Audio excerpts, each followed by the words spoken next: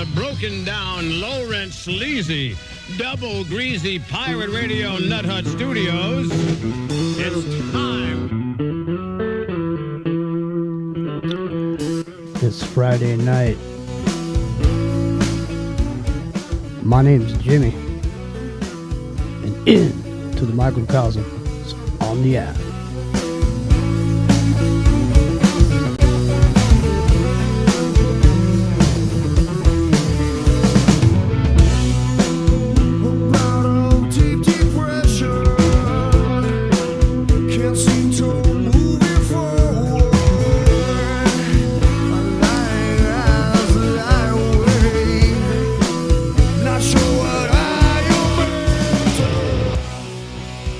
Somehow made it here in one piece.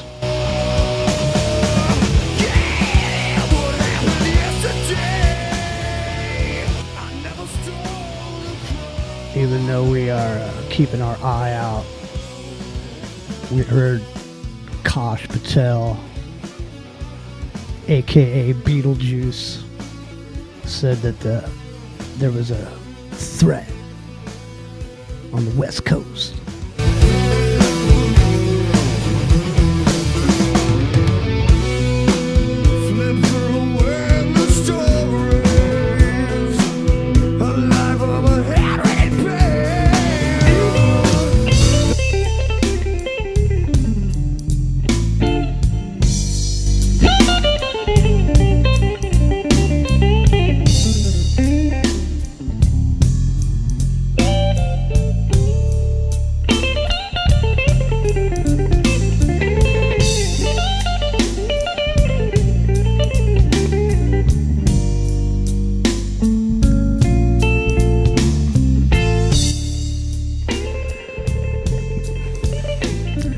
Seem to remember that whole situation on the East Coast. Rock Rio, are you there? I am.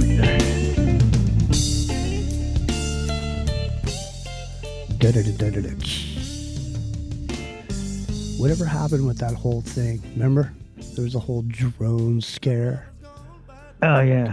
On the East Coast. It just kind of faded out of... Yeah, it just faded out. Whatever happened to it? No one ever came up with any clues? Nobody knew anything? Well, they said it was, the Chinese or... but, then it went away. So they took care of it, is what they told us. The question is, did it really go away? That's the question, man. That is the question of the hour. Because, I mean, seriously, I seem to remember... We'd have to search it out on the internet, but I remember him saying there was an Iranian mothership off the East Coast, and that's what all those drones were. Well, see, over on the East Coast, they were telling us it was a Chinese mothership. So maybe that's because you were on the West Coast and your news is different than ours. I don't know. They do that sometimes, No. Well, anyhow, somehow we made it by the skin of our hidden chinny chin. Once again, my friends, it's Revolution Radio. It's Ground Zero Plus. It's in the microcosm. Mine's Jimmy. That's Rockin' Rio over there. We're gonna have some friends joining us as soon as Rio hooks them up. It's a whole hassle. Nobody's answering. It's a whole hassle with this top of the hour, 3 minutes after thing. Yeah. 3 minutes is a long time. Ground Zero Plus joins us right at 9 o'clock, and it's 3 minutes after Revolution Radio joins us. Meanwhile, the intro is playing on Revolution Radio. So I have to time it perfectly. Which you always seem to do. Somehow, some way. Put one foot in front of the other and keep going. Somehow, we make it. One more day, Rock and Rio. We made it, at least till now.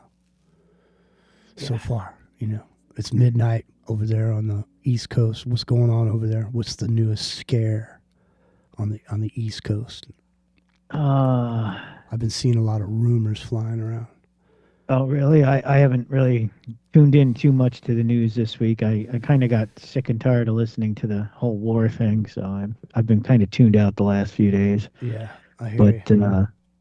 the weather's been pretty interesting over here. It was 82 degrees on Wednesday, and we had snow, sleet, and freezing rain in the 20s yesterday. We lost 60 degrees in one day. And it was back up to like 50 today. So Yeah, well, I don't know, man. There's weird weather going on. They're saying they're expecting 2 feet of snow somewhere. hopefully not here. I think we're pretty much done with winter, but it always has to give that last one little kick. Yeah, Sometime. everybody thought they were done with winter until it snowed. Yeah. No, I'm just saying. Like I said, it was 82 degrees here on Wednesday, and Thursday it's in the 20s and snowing and sleeting. All right. Well, listen, I messaged our friend, and I haven't heard back from him. So I'm not sure what's going on. Are you supposed to call Epic, or is he supposed to call us? Oh, I don't know. Well, he can't call us. I have to call him. But he called us. Call him back. No. The thing he hasn't called us. Oh, he hasn't. Well, give him a call because he's on. Oh, yeah, I did. He thinks he did not answer. He did not answer. See, the thing is I'm right here. No, we're not talking about you. Hey, Bruce. Sorry. No, we're talking about Epic because he's on the Big Island and he's remote. Yeah, he's on the Big Island, so he has to go to his car to make a call or something. And so I see. Yeah, so we were trying to get a hold of him. So so far he's off in the weeds over there somewhere on the Big Island. Okay. With a big storm coming in, and the volcano's blowing off. And he's over in the Big Island standing there. He's like that preacher in Groundhog Day when he's having the best day of his life, the best golf game of his life. I'm having the best golf game of my life. It's fucking pouring rain. He keeps hitting holes. It's actually the bishop in Caddyshack. Yeah, Caddyshack. That's right. Caddyshack.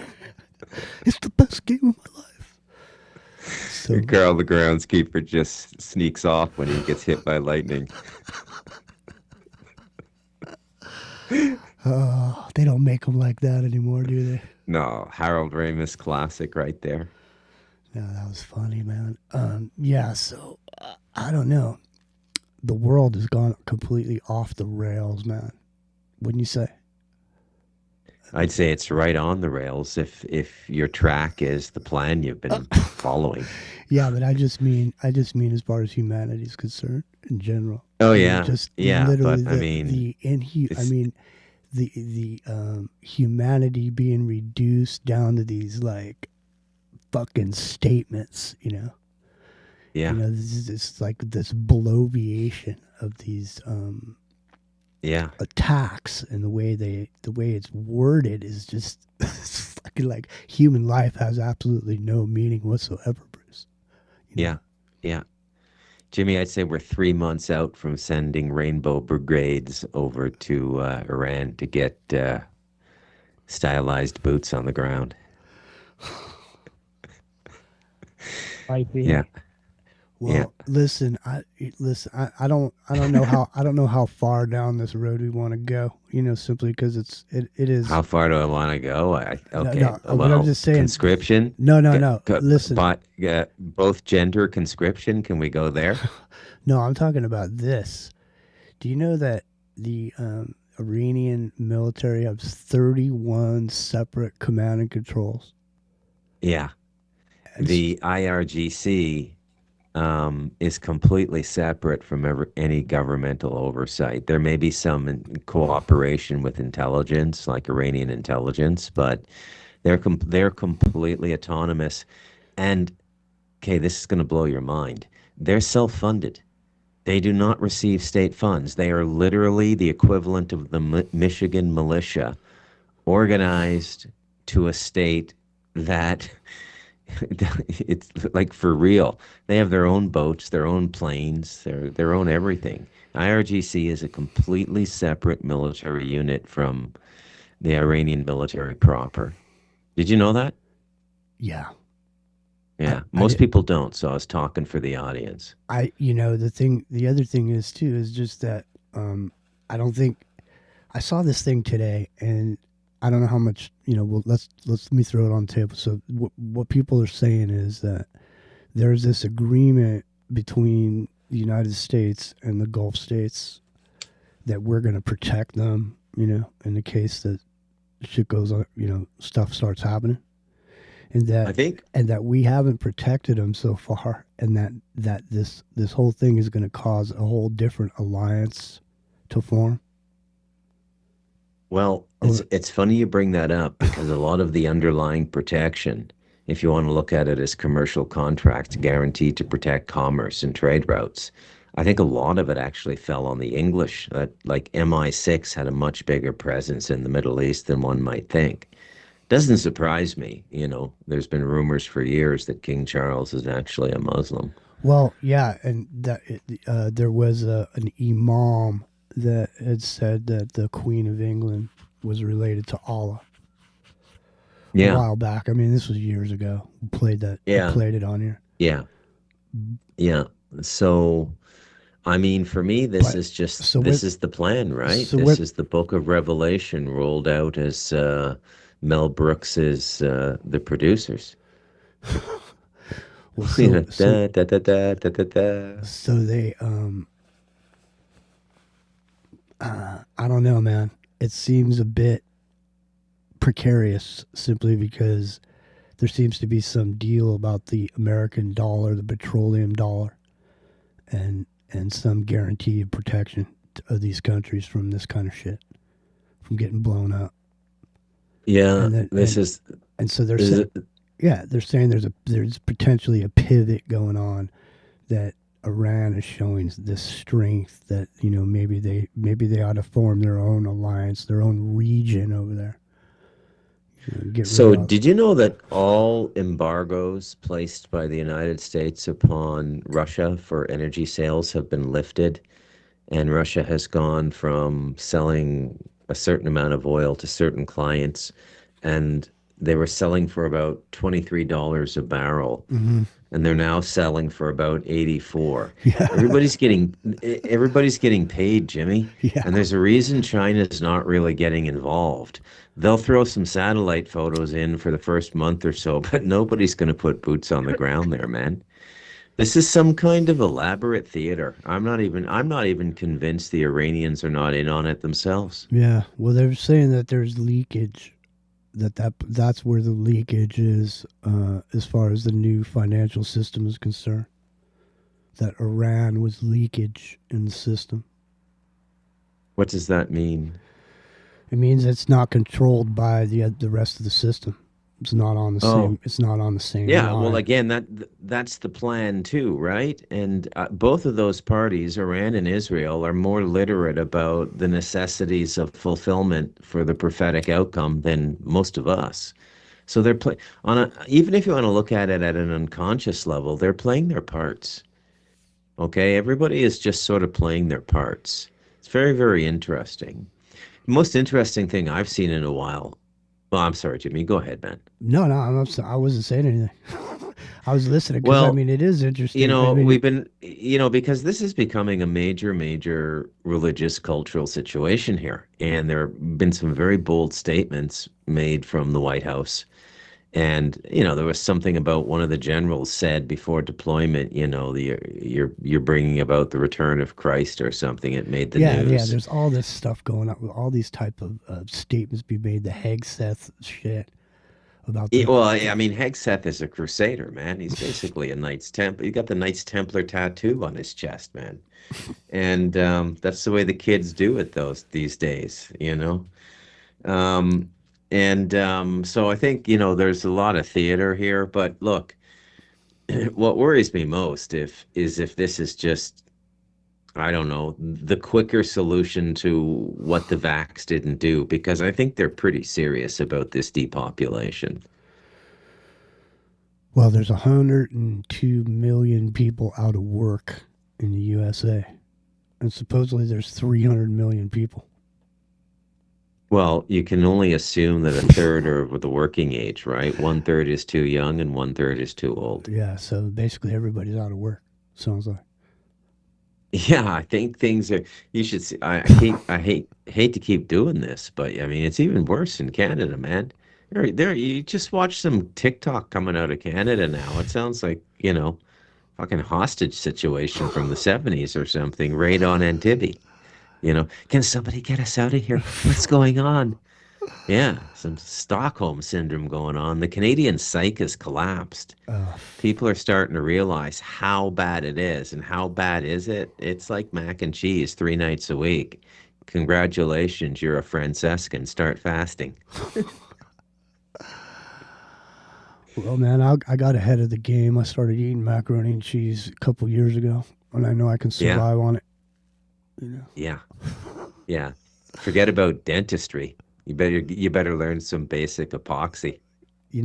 All you got to do is just, I don't know, No, whatever you Jimmy, got to this do. is like, I don't know. This is like the weeping and gnashing of teeth, right? Yeah, It's it is. It really is. I mean, it's gotten to a point where,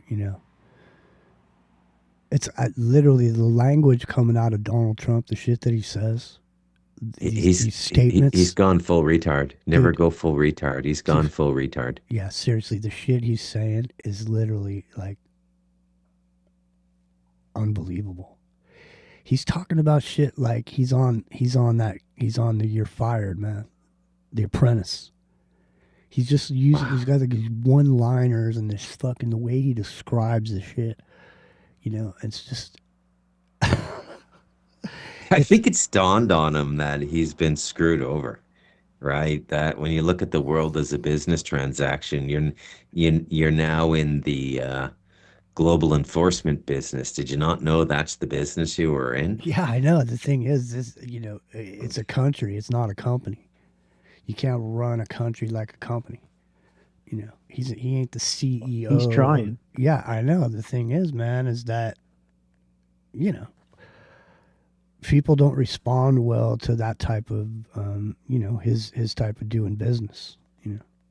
I mean, somebody broke it down. There's a whole playbook that somebody's broken down over all the incidents and how he's reacted, and there's like four sections of things that he does.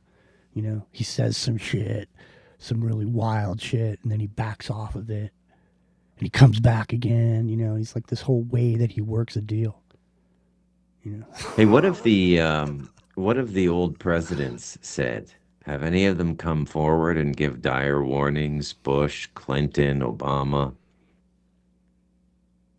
That's a good question. I haven't heard anything from them. Yeah, me either. And you know why I asked, Rio? Take it. This is all part of the act, man. Yeah. Let's get a crazy dude in there to do what nobody else could do, like, right? A Hmm. traditional Republican or a Yeah. Democrat. Now, hey, I we'll. mean, Hillary said it out loud herself in 2016. We should nuke Iran. She said that exact sentence. Mm, Yeah, yeah. So this has been a goal across the aisle tell you what. for for decades now, man. Tell you And what. We'll let for you. whatever reasons, I'm willing to admit that there's things I don't understand, and I don't think anybody could make a reasonable defense of Iran's participation in civilization over the last 40 years. They really have sponsored a lot of horrible shit, killed a lot of people in very cowardly ways, and financially sponsored it with their massive oil revenue. But I don't think this is the right way to deal with it, man. And I think the problem's been exacerbated on purpose to bring us to this point. I think we're literally witnessing the Tell you what. old Billy Cooper's prophecy, man. Yeah. You idiots think it's the Jews. Israel was created to bring about Armageddon. Salute to Bill Cooper, man. That dude had it dead on. Hmm. Yeah, Well, that's true. the thing about it is, man, is if you want to be president, we'll let you be president. But if we let you to be president, are you willing to do this, that, and the other thing? And in return, we'll make sure that your family gets taken care of. Yeah. Regardless of what Yeah. anyone says about you or your name. It's like even now, people are coming out going, wait, well, maybe Nixon really wasn't all that bad. he only got some good ideas. You know what I mean? Yeah, exactly. Yeah. I don't know. It's a topsy turvy world, dude. There's a million stories in the Naked City, and this is just one of them. Dude, listen to this. Now, there's a big controversy all over the fucking internet right now. Say it ain't so, Jimmy. I'm telling you. And here's what it is. They're saying that when there was a strike on Israel the other day, and they were saying that Netanyahu got killed. And so Netanyahu was missing for a couple of days, and then they were crying out for proof of life. So 6 fingers. Exactly. Show us 6 fingers. Exactly. So I don't know if anyone heard about it, but there were a video where he had 6 fingers. So they're saying that Scott Bessent was at a press conference, and he got called out to the Situation Room for a minute. And when he came back, he looked all shook up. And they're saying that that's because he got the word that Netanyahu might have gotten hit by one of those missiles over there. Ooh. Yeah. So and the other Netanyahu. My question is if the Netanyahu video is AI with 6 fingers. We have AI now that doesn't have 6 fingers and knows how to do that properly. So did they leave the 6th finger there on purpose as a clue? Or did they, it was just somebody else made that up and just, it's circulating on the internet because, it is. Fog of war, Rio. Fog of war. Yeah. What do they say? The first thing that goes in war is the truth. Yeah. Well, we saw that AI Trump video last week too. Yeah. I know. It's AI what was the name of? What was the name of the Secretary of Defense during the Vietnam War? It was just a classic WASP guy, Freemason. I forget his name. Mick something, or you guys remember? They made a documentary about him. I can't think of his name. Yeah. Metal GT saying he clearly had 5 fingers every frame. Yeah, the 6th finger was just some fat on the bottom of his hand. It looked like a finger. Or he had 6 fingers the whole time. Don't they say some of these lizard people got 6 fingers? That's what I heard. They're coming up from underground now. Well, the 6 finger thing was... I just remembered. You remember Bob Dole? Yeah. He had that fucked up hand, but you never knew it. Like, I never knew he had a fucked up hand until way after he was running for president. It's like, for some reason, like, FDR, which one of those fuckers was in a wheelchair? Was it FDR?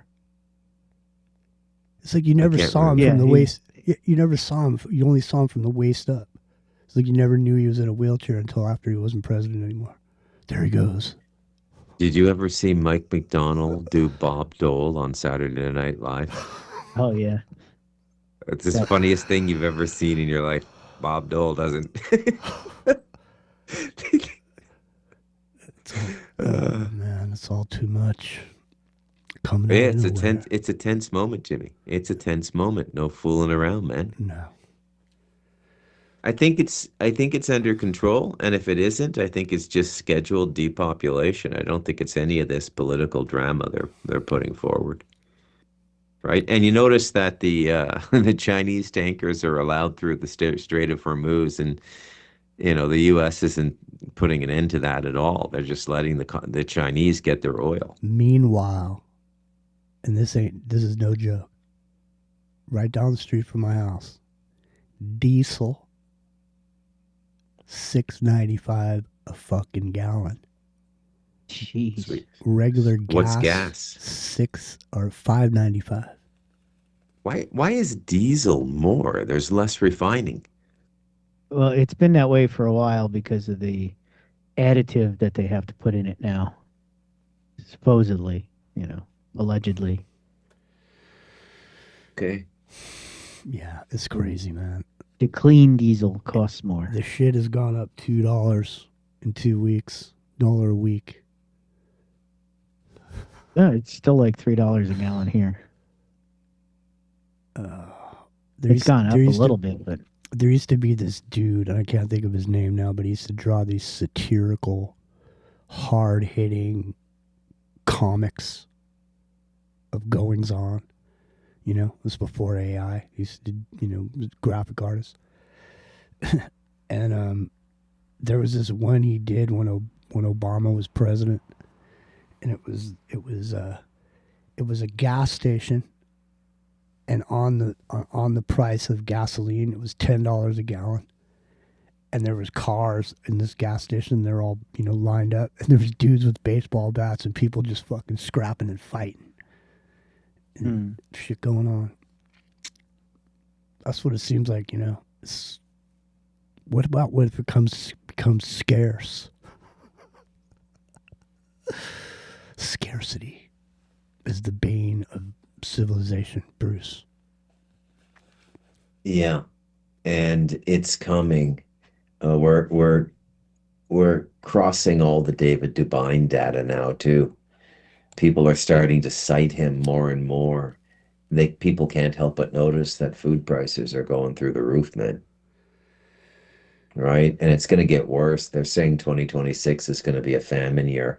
Don't forget that Ukraine was a massive food producer, right? Yeah. Well, check this out. A lot of fertilizer comes through the Straits of Hormuz too.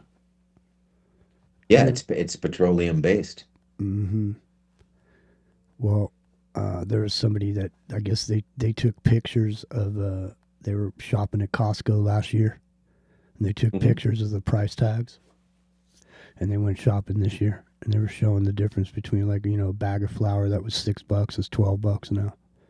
And that's the thing is these fucking people are gouging people, man. Listen, yeah, man. that oil, that $90 a barrel oil, that shit's not in the ground over here in the gas station. Jimmy, this shit you're talking now, Jimmy. This is precisely why I have taught myself to inseminate a pig the veterinary way. Yeah. Yeah, man.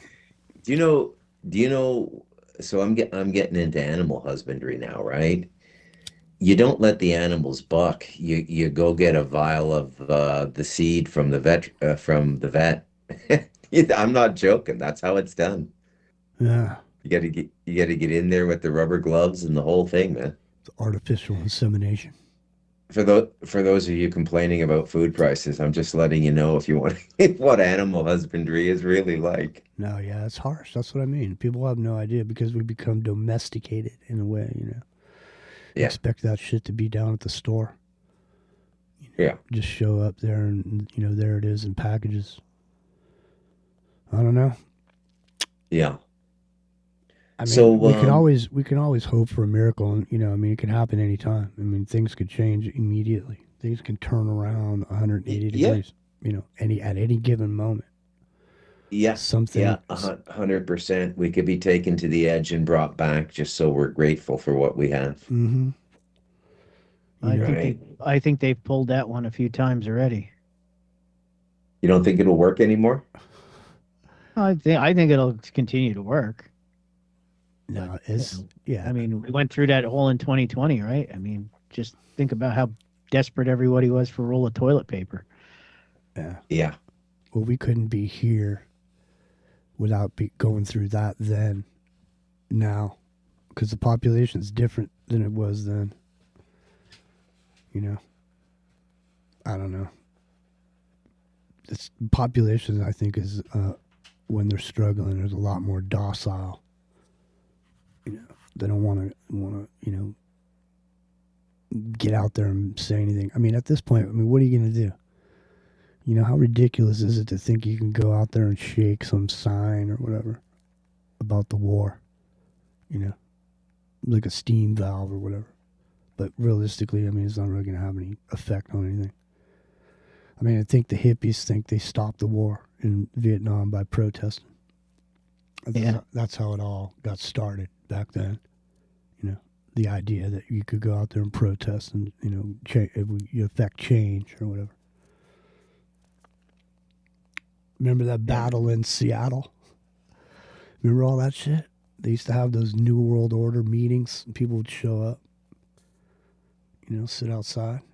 I think they had one in Canada. So I have to say I want to pick up on something I chimed in with last week, if you don't mind.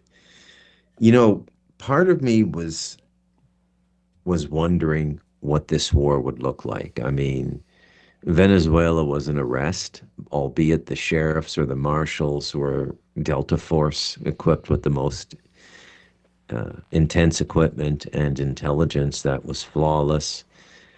But with the Iran thing, I was thinking in the back of my head, is Trump going to pull an ace out of his sleeve now? Are we going to see a weapon system revealed that is indefensible? And are we going to start to see some of this DARPA stuff we've been chirping about in the alternative media? DARPA was basically a mind control. I think it was like an intelligence mind control hub that created the framework to contain the Americans, not to create new military research that would defend us at this point in history. Because this point in history has been a kind of, anniversary, or it's a noted date or a noted time in the astrology of these people. Let's put it that way. Even if he pulled out some flying saucers and flew over Iran and beamed down a death ray that killed all their weapons, he's fucked in the midterms. And once he loses the House and the Senate, I heard this whole thing. This guy put forward this idea that when the Democrats get back in, they're going to impeach him and fucking J.D. Vance at the same time. And they're gonna they need, I think he said, I forget how many people they needed in the Senate to turn, but this is like this. They're gonna go after him, dude. And I mean, I don't know if there's anything he can do to winning the war would get him to get these other Republican candidates voted in or whatever. You know what I mean? Yeah, I do. I do. You see what I'm saying? Yeah, but where are all the weapons? Why don't they use those directed energy weapons they started the fires in California with? Those might be useful. I mean, we know the technology's out there. So my point is, I'm being a little facetious, but my point is, there seems to be a global military infrastructure that acts indiscriminately on various regions around the world, unrelated to allegedly the most powerful military nation in the world for its utility in conventional warfare. Don't you find that a bit odd? Yeah, man. Maybe a little. Just a little. No, it's literally, it makes no sense at all. I mean, the other part of it is too, there's this whole all of a sudden drone warfare is the main idea around. In other words, you used to have to build all this ballistic missiles and all this shit. Now you just have, you just need a drone to fly over there with some shit. You know what I mean? You don't need ballistic missiles anymore when you got hypersonic missiles. You know what I mean? Yeah. I mean, realistically, isn't the way this has always been talked about was this war would start, they would blow up a bunch of shit in the Strait of Hormuz, and you know how long it takes to get rid of shit? In other words, if you blocked up the whole Strait of Hormuz with all these fucking blown up tankers and shit in there, do you know how long it would take to get all that shit out of there? It wouldn't happen. It wouldn't be like you're back to business as usual or whatever. You know? So, I don't know. We'll see what happens. I guess, we'll find out. Well, now, is the Strait of Hormuz still closed for business, or is it open for business? I'm not sure. I mean, there's stuff. There's on fire, and Bruce was saying that there are certain boats are going through. You know. Sorry, I just had to get a loaf of bread out of the oven. Yeah, no worries. So what's going on with the Epic Journeyman? Is he sending messages? Yeah. Is he? Yeah, he says it's storming over there or whatever. Oh. So I'm sure it's does raining. He want us to hit him, or does he? I don't know. I think it's raining hard on the roof of his car or something, so it's loud. I understand that. Who knows? We'll see. Maybe the rain will let up, and he'll be able to call in. The Koki frogs won't be too loud. Chris wants me to mention the fact that there's a new app, and just search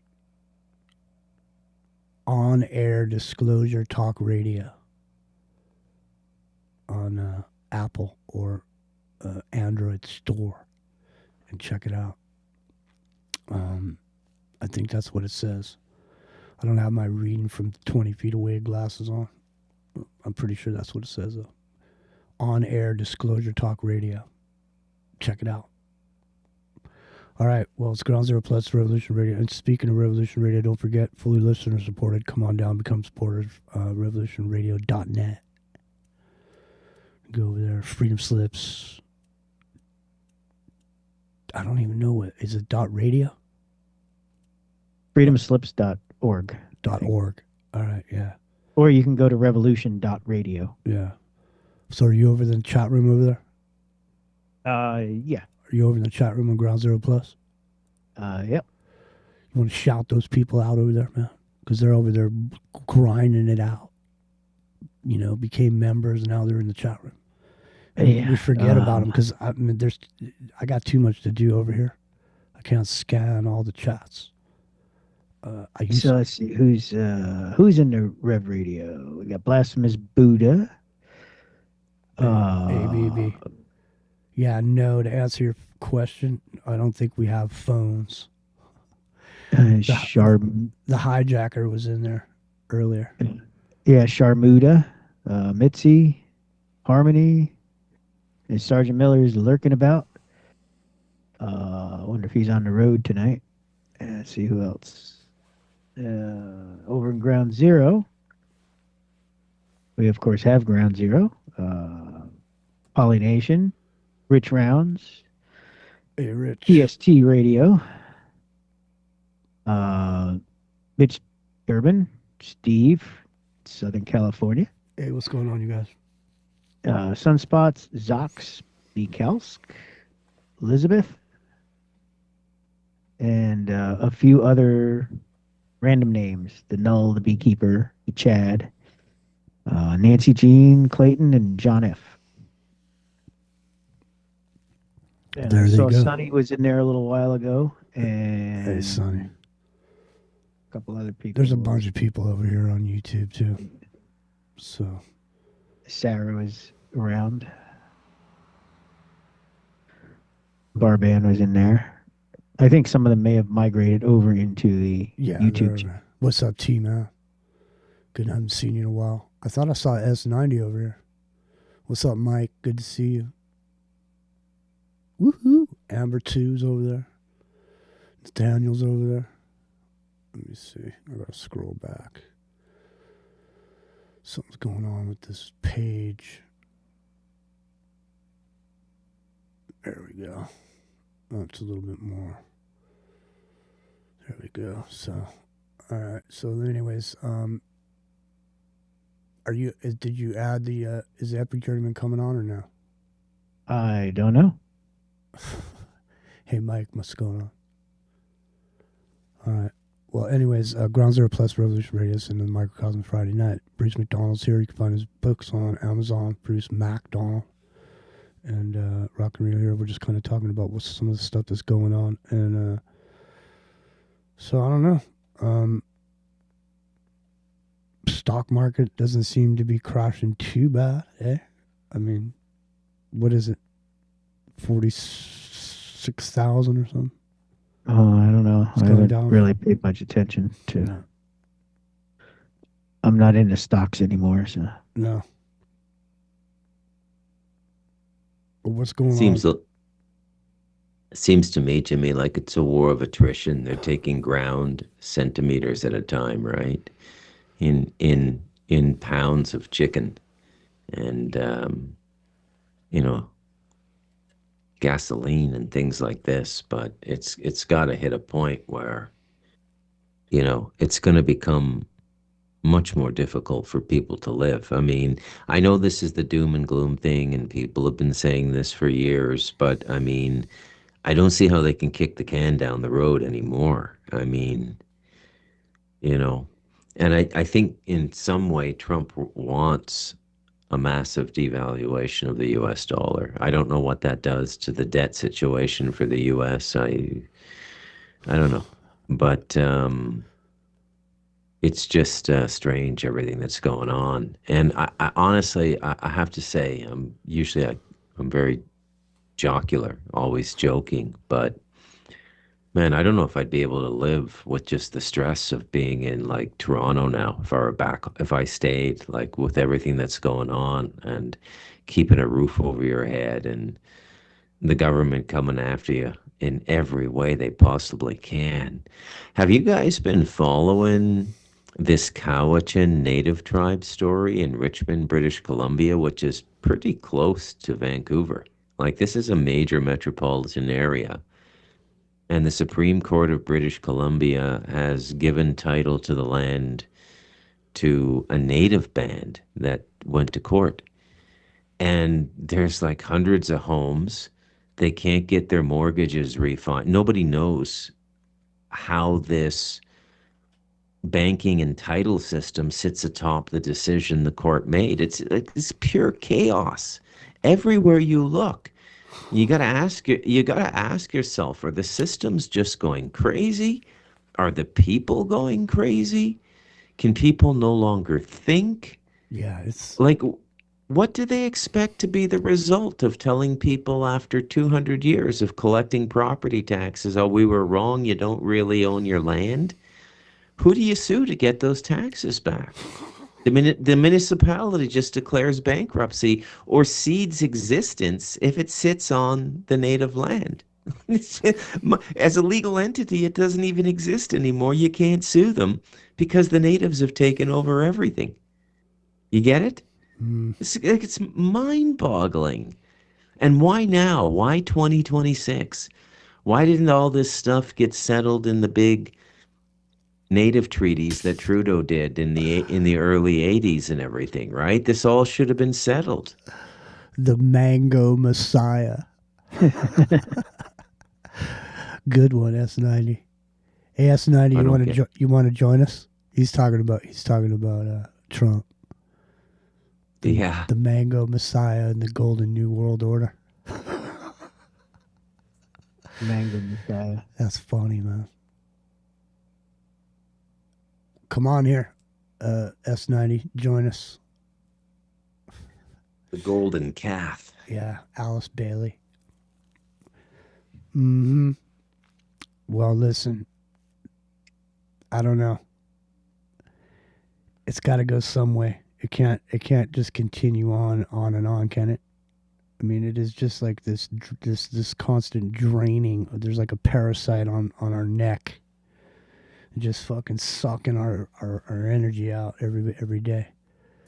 I mean, people are tired. Yeah. People are tired everywhere. People are taking fucking naps. You know what I mean? People all the time. Rio, are you? This is what I'm saying. Rio. I'm asking you guys straight up. Like, how do you cope? Anybody wants to call in and maybe later, but like, how do you cope?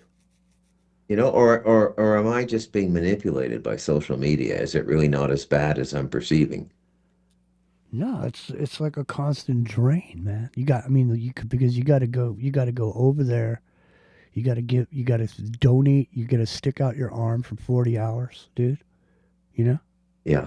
And then whatever time you got left over, that's when you got to do all the rest of the shit that you got to do. You know what I mean? And now all the rest of the shit that whenever you leave the house over here, around here, there's only one reason to leave the house, and whatever the reason is, it costs money. When you leave the house, you spend money. Period. You know, I mean, there's no reason to go out unless you're going to go buy some shit. You know what I mean? And now the shit is really super expensive. Like I'm saying, I'm lucky because I don't have to drive too far or go back and forth to where I, do my time or whatever. Yeah. But other people, imagine like for example, say you're a truck driver and you come into California and you got, you're an independent truck driver, you got to throw down for some fuel or whatever. All of a sudden, fuel's like $7 a gallon.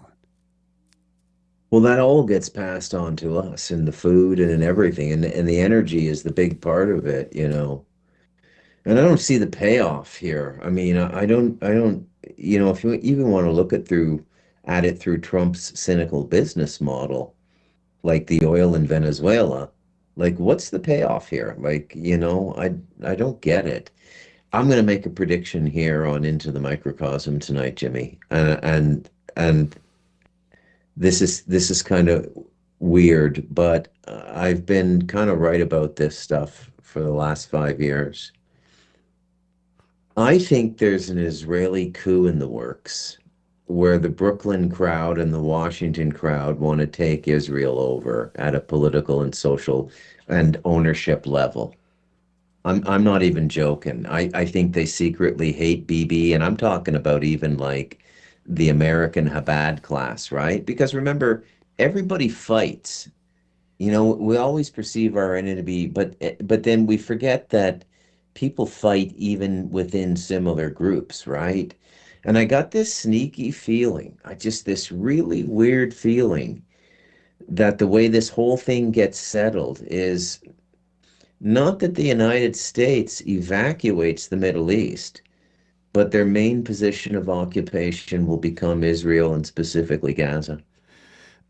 Chicago Bruce says you don't even have to leave the house. You get drained while you're at the house still. Yeah. You're right, dude. I mean, it is like a fucking loose farm, isn't it? I mean, realistically, It's a Saturnalian time trap.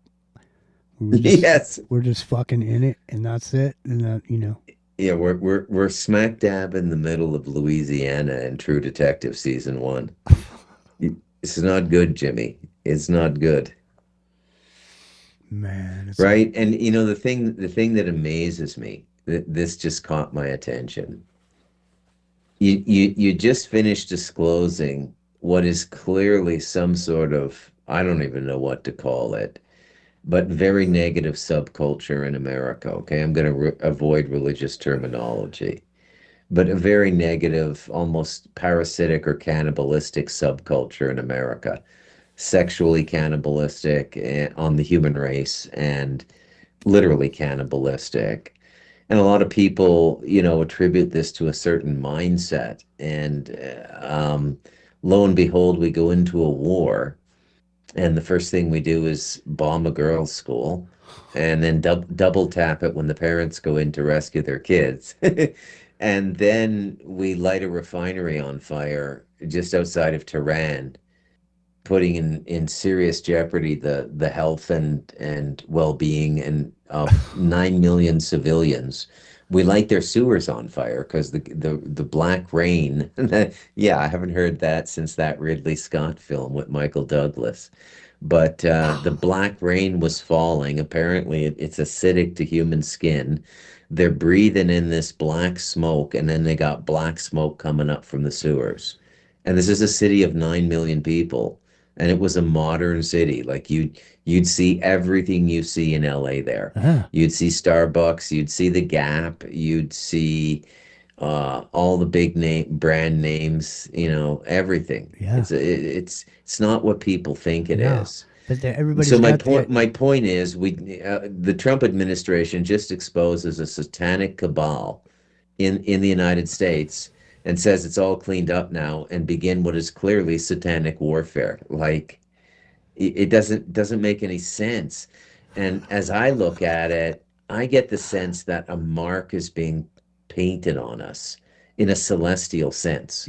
Like this is a time of some form of judgment, and you don't want to be doing this right now spiritually. And yet somehow America is being forced to do this. Some people, Jimmy, not me, but some people might even call this a scapegoating ritual. Yeah, could be.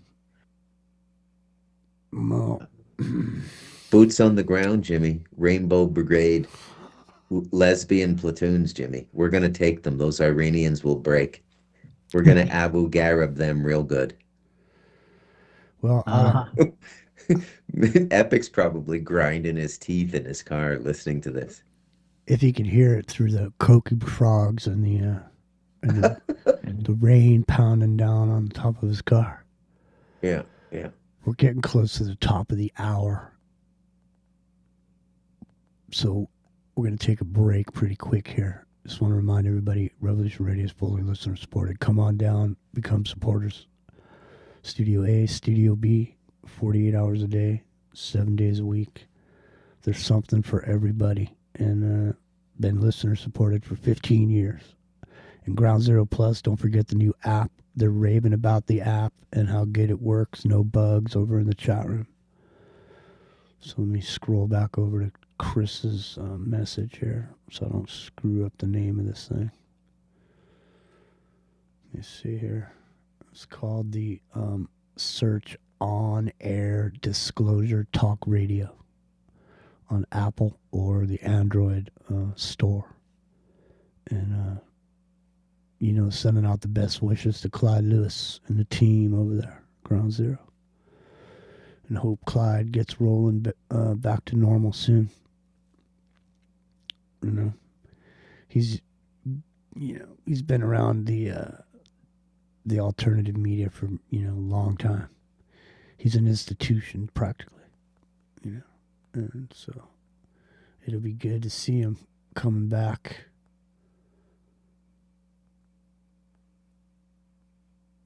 Been a trial. Yeah, it's hardcore, man.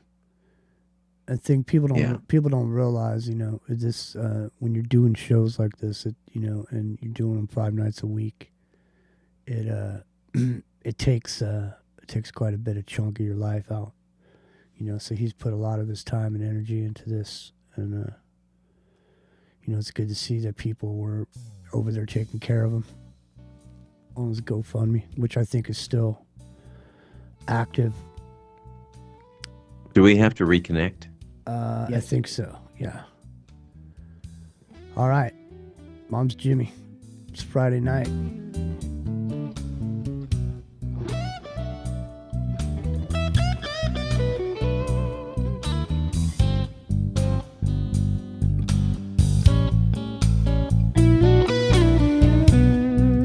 Here's Dave Menichetti.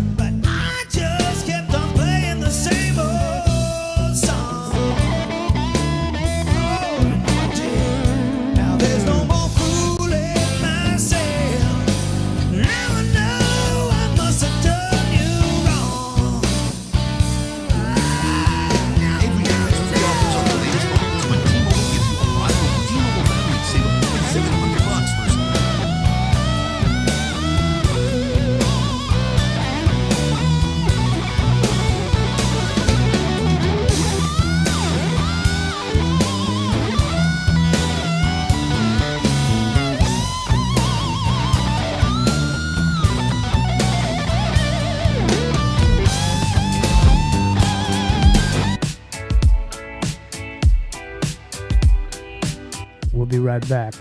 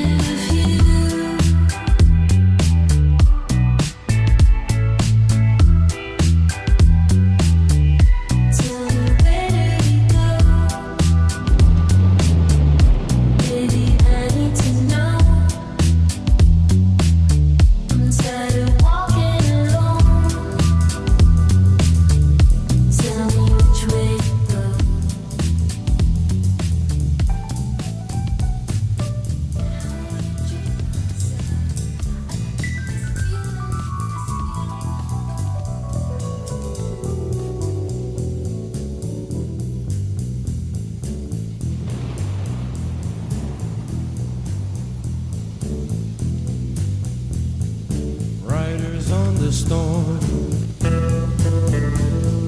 Riders on the storm. Into this house we're born.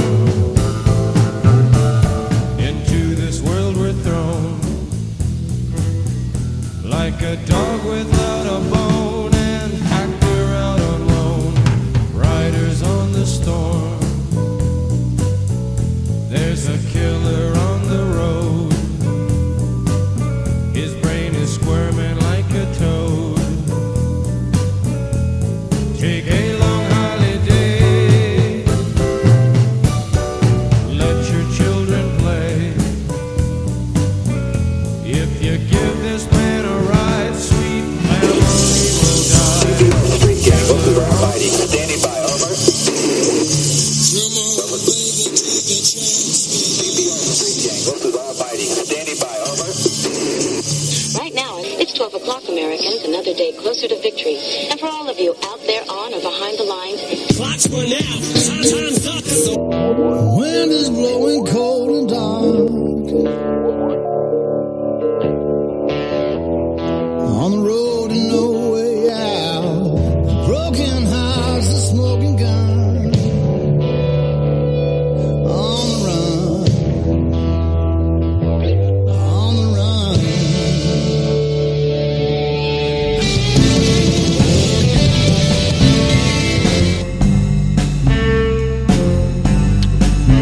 It's Friday night,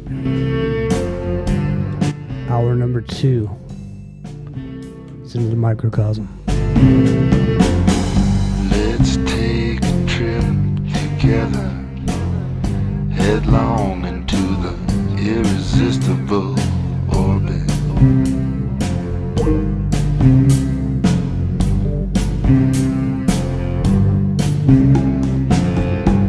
Breathing cold Welcome back.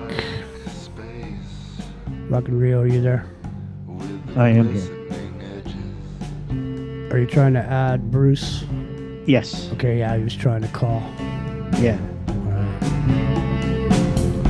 Let's take a trip, me and you. Let's go the scenic route. Get to finally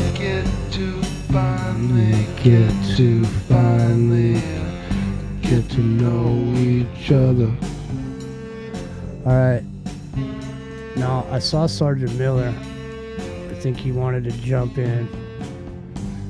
And what's going on with S90? S90, are you coming in?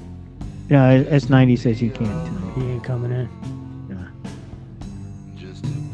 the mango. What did he call him? The Mango Messiah. Mango Messiah.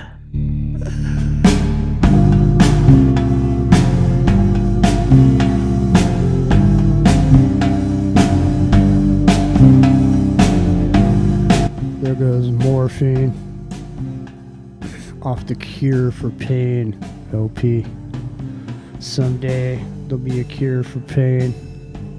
And that's the day I'll throw my drugs away. Morphine.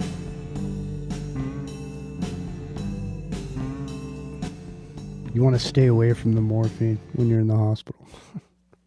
If you go to the hospital, don't get the morphine. I mean, it makes you feel pretty good for a little while. Don't go to the hospital, period. Just stay away from the hospital. Avoid Bad it. place. Avoid it at all costs. Unless you break a bone or something. You know, yeah. Totally agree. You know, it's like mechanic. You know what I mean? There's a million mechanics out there, right? There's a million guys that can fucking turn a wrench, right? But there's only so many rockin' Rios out there, and you want your doctor to be like a rockin' Rio. You know, somebody that looks at you and you go, "Hey man, it hurts when I go like this." You know, dude, you know, the guy doctor says, "Don't go like that." You know, and then your problem solved. You know, you need a doctor who knows. You know, but I guess at this point, I mean, the last time I went to the doctor recently, I went to the doctor, got blood tests, you know, because I wanted to see, you know, where I was. And the fucking guy used AI when I was in there. He's like, "You don't mind if what I do is I use AI to take notes of the conversation. You don't mind if I use AI, do you?" I was like, "No, I don't mind." I don't mind.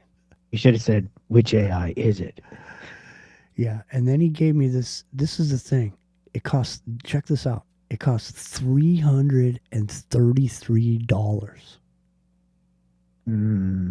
for 30 minutes with this fucking doctor.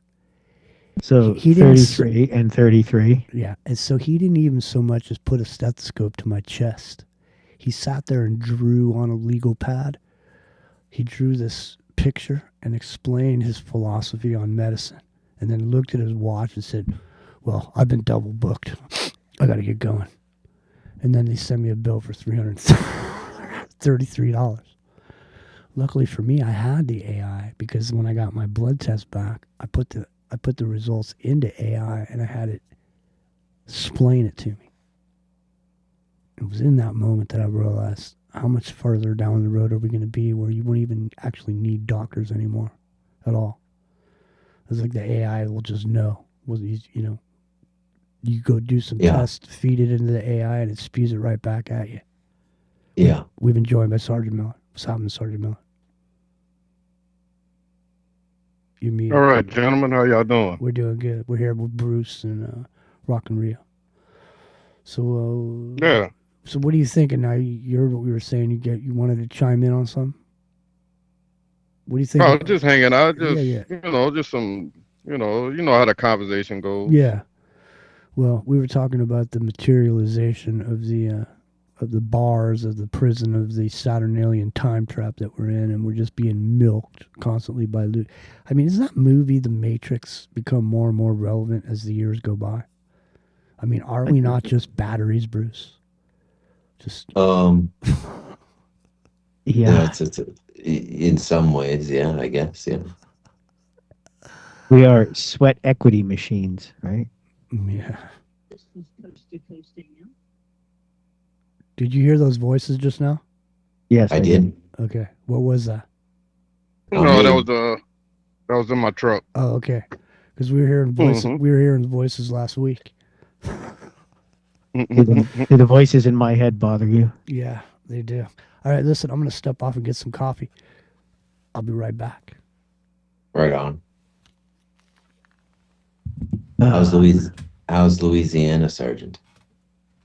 Actually, we got through a little rainstorm, a little chilly, but everything is growing.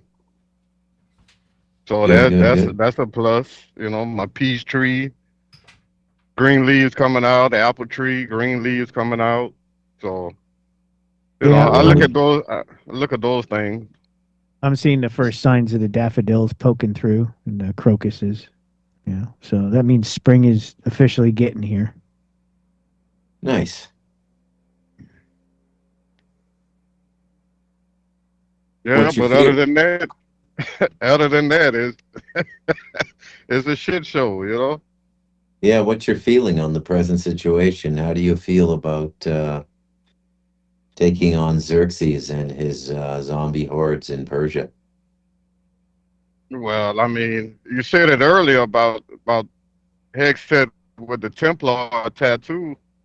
I mean, Trump been a Templar. We found that out in the first administration.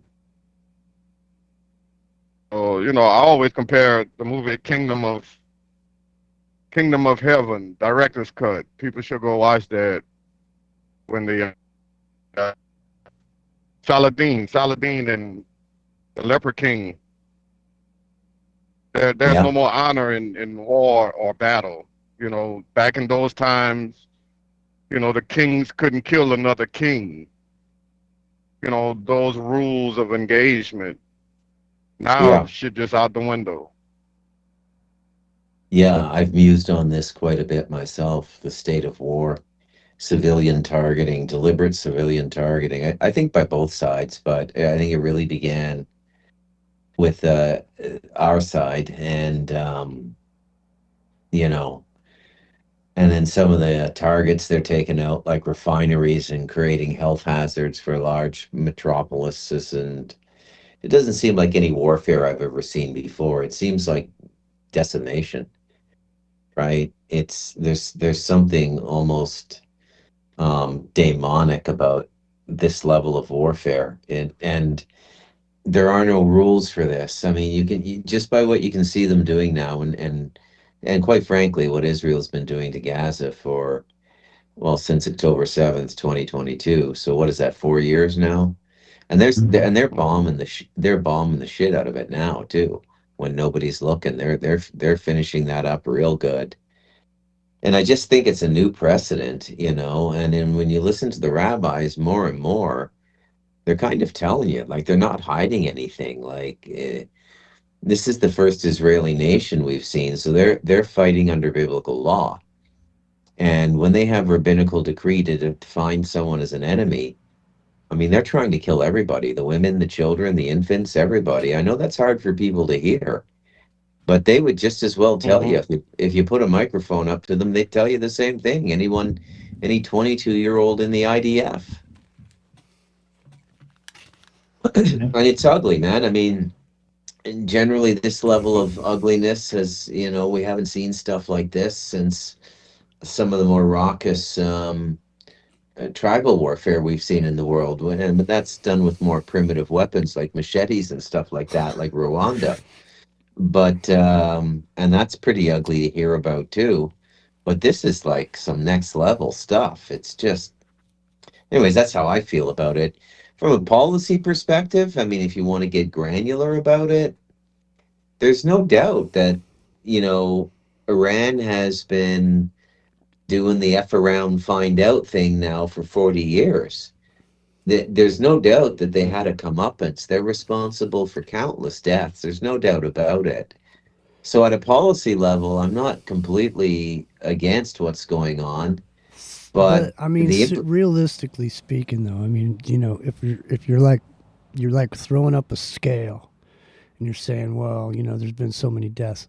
How many fucking deaths has there been as a result of the fucking American wars that we've been? I mean, how many people fucking died in Iraq in the Iraq War situation? I mean, wasn't it millions of people?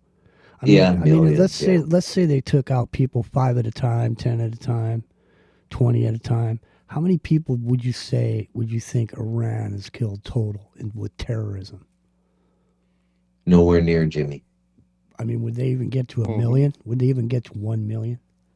No, I don't think so. No, no. It's No. it's absolutely overkill, but I mean, this is the world we live in, right? And Now, they refuse to bend the knee. I mean, isn't it and this is the Shia and the Sunni thing that's really going on? And I don't think so. Isn't it more that doesn't the United States lean more towards the Sunnis than they do towards the Shia? Because I mean the way the Shia feel about the Sunnis, they throw. Well, that's a very interesting point you bring up, because Iraq was by population largely Shia, but the Ba'ath Party and Saddam Hussein, they were Sunnis. Mm-hmm. And so by taking out that regime, they basically created another Shia stronghold for Iran. It's like everything they've done has led to this moment. It's like they've been prepping it. They want it to be big. This is what they wrote down, right? Going all the way back to the early 20th century, late 19th century. It's unfolding like a Broadway play. Yeah. I don't think anybody can deny it at this point.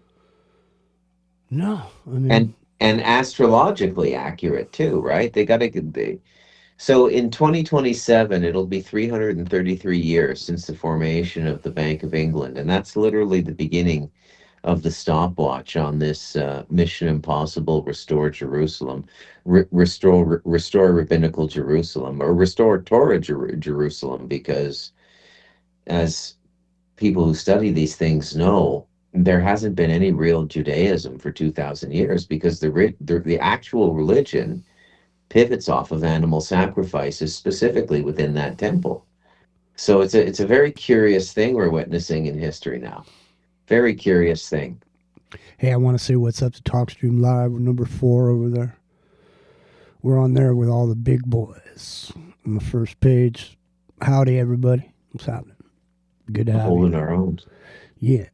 So, where are we gonna head on this war thing? I don't know. I keep seeing these, these statements being made by Trump, and one of them was he was gonna check with Netanyahu before he, cut any deals. Literally, that's what he said. But I mean, if Netanyahu's dead, I mean, who's gonna check with that? Well, he'll check with whoever the clone is. Well, the substitute. Netanyahu was the guy that the most revered Chabad rabbi Schneerson said that it was Bibi that was going to bring in the Messiah. So there's, he told him this when he was a younger politician too. Yeah. And so if Bibi's dead, that right away the validity of Chabad prophecy can be called into question. It's not infallible, right? And with the liberties they're taking with human lives in that region, one would assume infallibility. But I don't think Bibi's dead. Has anybody seen him in the last 24 or 36 hours? Just the six finger Netanyahu.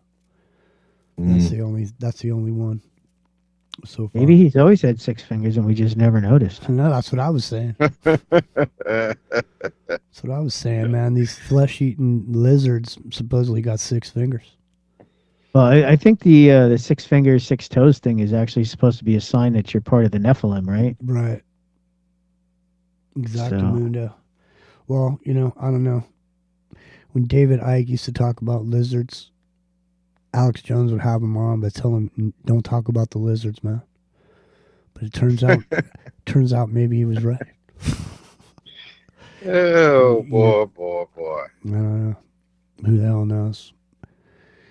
Man, the alternative media is pretty much the same as it's always been, isn't it? Is it not? I mean, it's pretty much the same.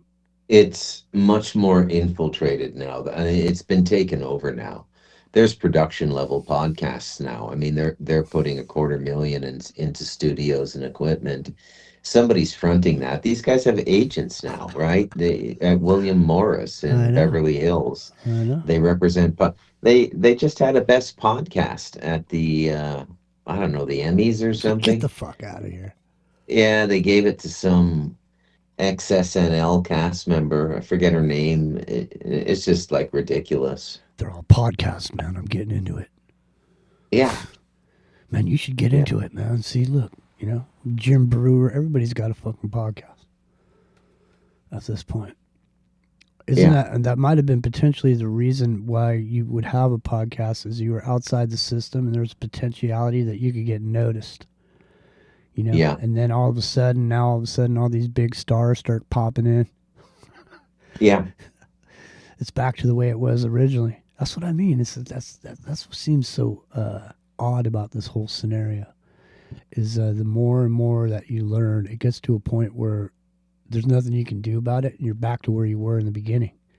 You know, might as well not know about it, because there's nothing you can fucking do about it. You know what I mean? I believe William Blake characterized that as the journey from innocence to experience, Jimmy.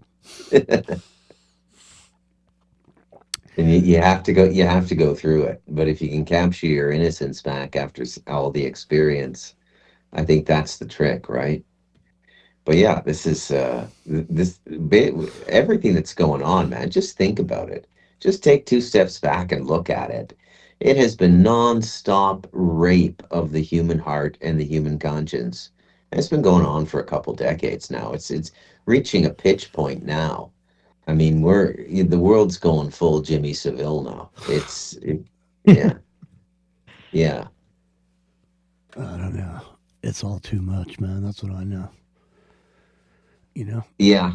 Yeah, but you have to have a balance. That's the key to it. You know, you got to get back to nature. You know, like myself and Bruce. You know, we appreciate nature, and that's it helps. That's the Libra scales. Yeah, it helps. Yeah. I think that's where the whole world's going. I think that this is going to lead about to basically massive decentralization, you know, and that's the future I see. The city centers aren't going to be able to hold. This is going to turn into concentration camps in the blink of an eye, man. You know, and that's what they were set up to be, by the way. Urban planning and prison planning are first cousins, you know. Well, look at New York. New York is a Oh yeah, 15-minute city. Yeah, Mamdami's not the new mayor. He's the new warden, right? And it's a nightmare living there. I'm half waiting for him to announce a big fence and nobody can leave.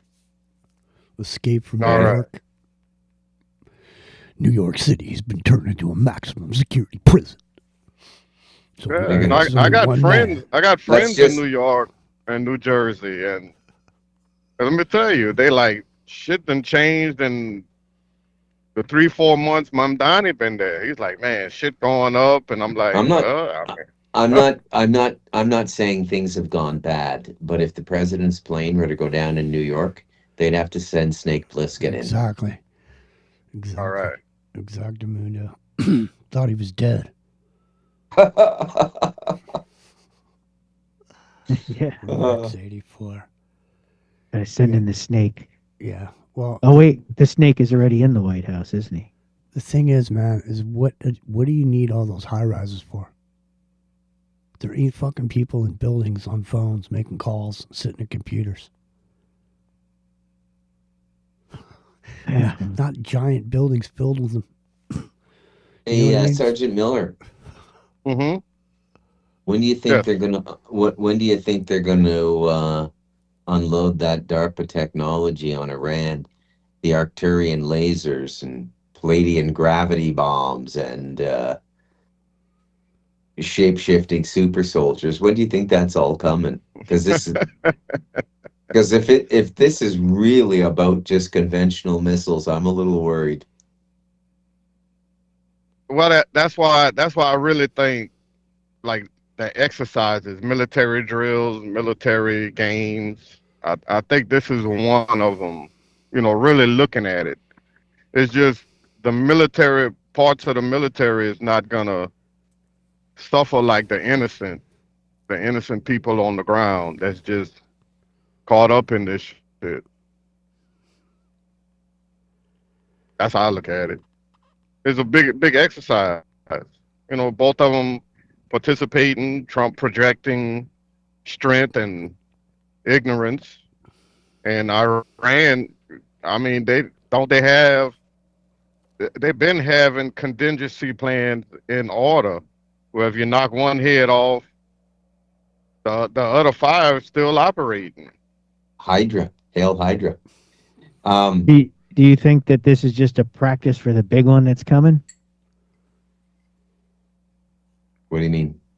Well, like, it's just it's an exercise, right? Is it just a practice war for something bigger? Oh God, I hope not. Apparently, the U.S. has no munitions, and the munitions production capability is not that good. No.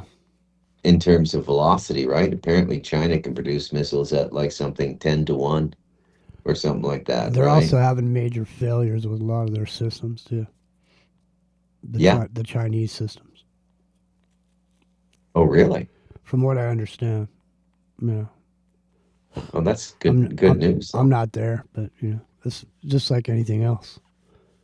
It looks good, but internally it's not that good. It takes a while. Japan wasn't Japan overnight. You know what I mean? It started slow. Yeah. They used to, when stuff used to come in, they used to go, what is that, a Japanese? Some Japanese shit. Back in the day, they used to say that.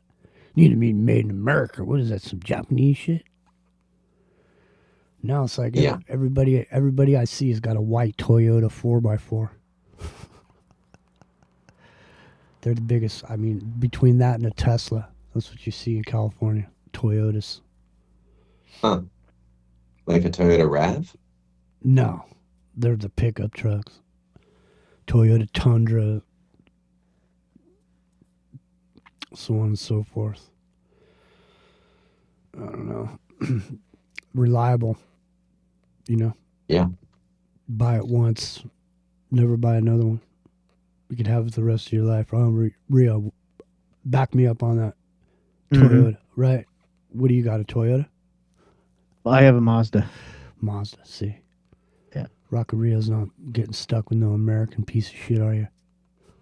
Now, I'll tell you, Japanese cars are where it's at, man. As far as longevity, I've had a couple Mazdas. I've had a Hyundai, and all of them, except the current one, of course, have made it well past 200,000 miles.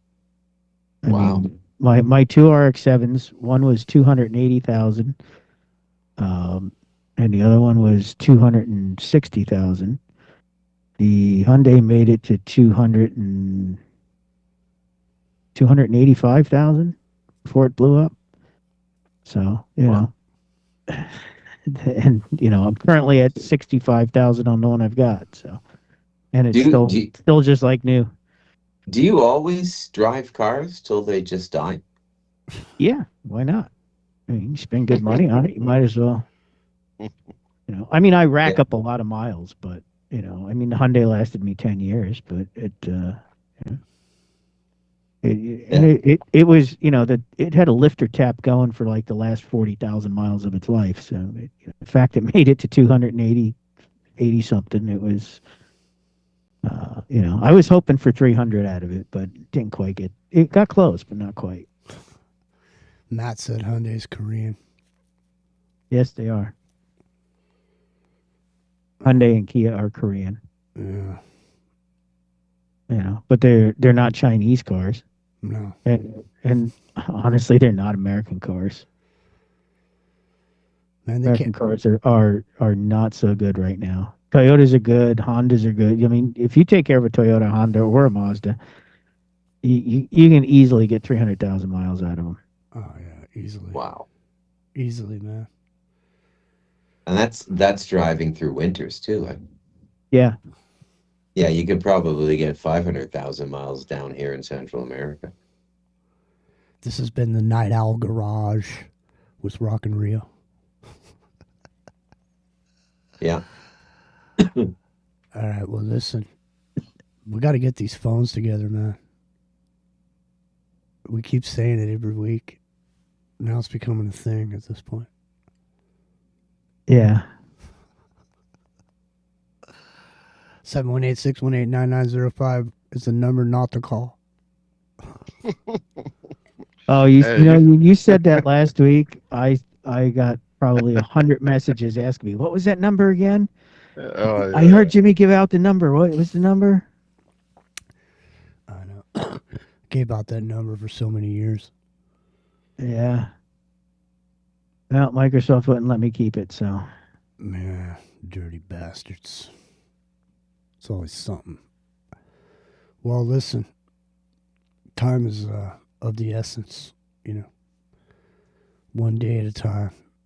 So far, you made it through the first 2 hours of the day, Rock and Rio. How's it looking over there in the future? It's pretty dark outside right now, but other than that, it's everything is normal.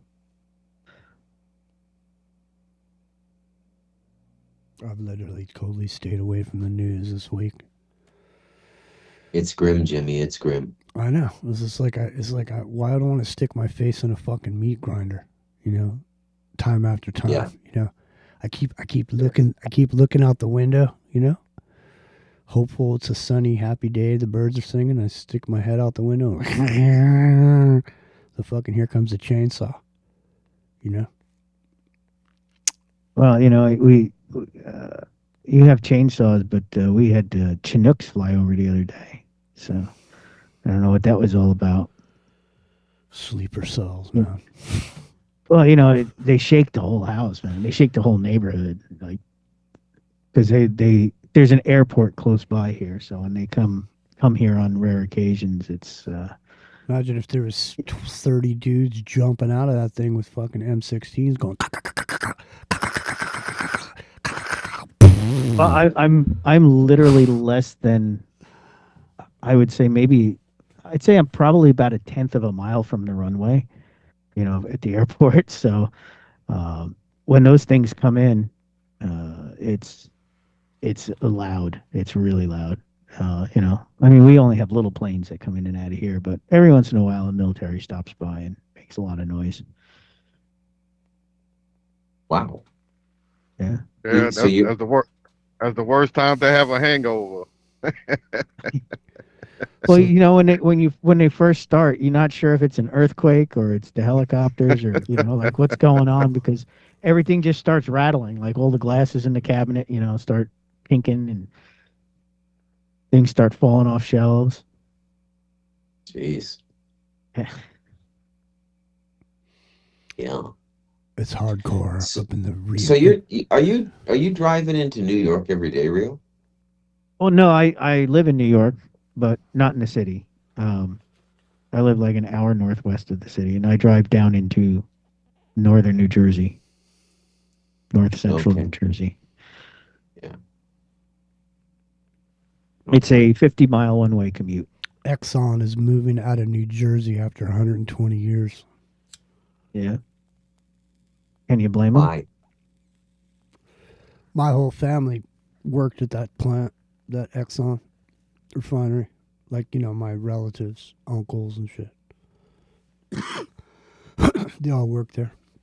Well, the couple of the major banks have both decided they're closing up shop in Manhattan and moving down south. Everybody's getting the fuck out. Yeah. So that's going to be a big hit. Imagine the toxic waste dump of that Exxon property. All the Yankees are going. All the Yankees are going south. Yeah. So now, Sergeant Miller, is it Crawdaddy season down there now? Oh yeah. Yes, indeed. They got actually good prices. I was shocked about that because I thought everything was gonna go up, but it's actually good prices. You know, sack of crawfish. Oh, you could get your a 5-pound cooked for about $30. You know. You got no beef there. I got Say that again? Hey, that's good. That's good price. Do you have a pig pen at your farm? Not right now. My dad just got goats. Oh, okay. And I just got rabbits. I got What are you using? 25 baby rabbits the last month. So What are you using those goats for? Dairy or meat? Well, he did a program with the Louisiana Department of Agriculture because he's alumni. So they gave him state funding to do this water reserve project. So Okay. that was pretty good. Yeah, that was pretty good. It got a retention pond and goat's pen for like recycling. One Yeah, yeah. side, 6 acres, 3 acres, they'll eat it, and then you just migrate them to the other three. Yeah. Yeah. But it's a good business, especially down here in Louisiana. They got a lot of Patels, Cash Patel. Yeah, a lot of Patels. They own a lot of hotels, motels, and of course their delicacy is goat's milk and curry, goats, lamb Oh, yeah. chops, things Yeah, like yeah. that. Yeah, yeah, yeah, yeah, yeah. Yeah. Oh, interesting.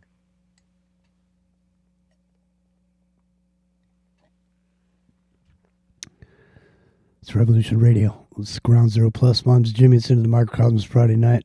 Thanks for being here. We appreciate you. Sitting here with Sergeant Miller, Rockin' Rio, and Bruce McDonald. And we're just talking about some of these things that are going on around here. I'm going to run in and grab my iPad real quick. Rockin' Rio. I'll be right back. All right. So, Bruce, is there anything exciting going on down in, South America that we should be aware of, or is kind of everything? There is a massive cleanup going on down here, man. Like there have been a lot of people extradited from Costa Rica on drug charges and high up people, right? I'm basically living like Narcos season 4, you know. And there's a joint partnership with the U.S. That Washington has taken a profound interest in Latin America. I don't think any administration has done it the way Trump is doing it. I mean, Venezuela was reminiscent of the 80s, but I actually think it's a good thing Maduro got out. But but everybody's loving it, man. Everybody's loving it, because Trump's going about it different. He's like trying to make partners and bring new opportunities, and there's going to be a lot of businesses transferring down here as well. People down here are getting smart. Like not everybody.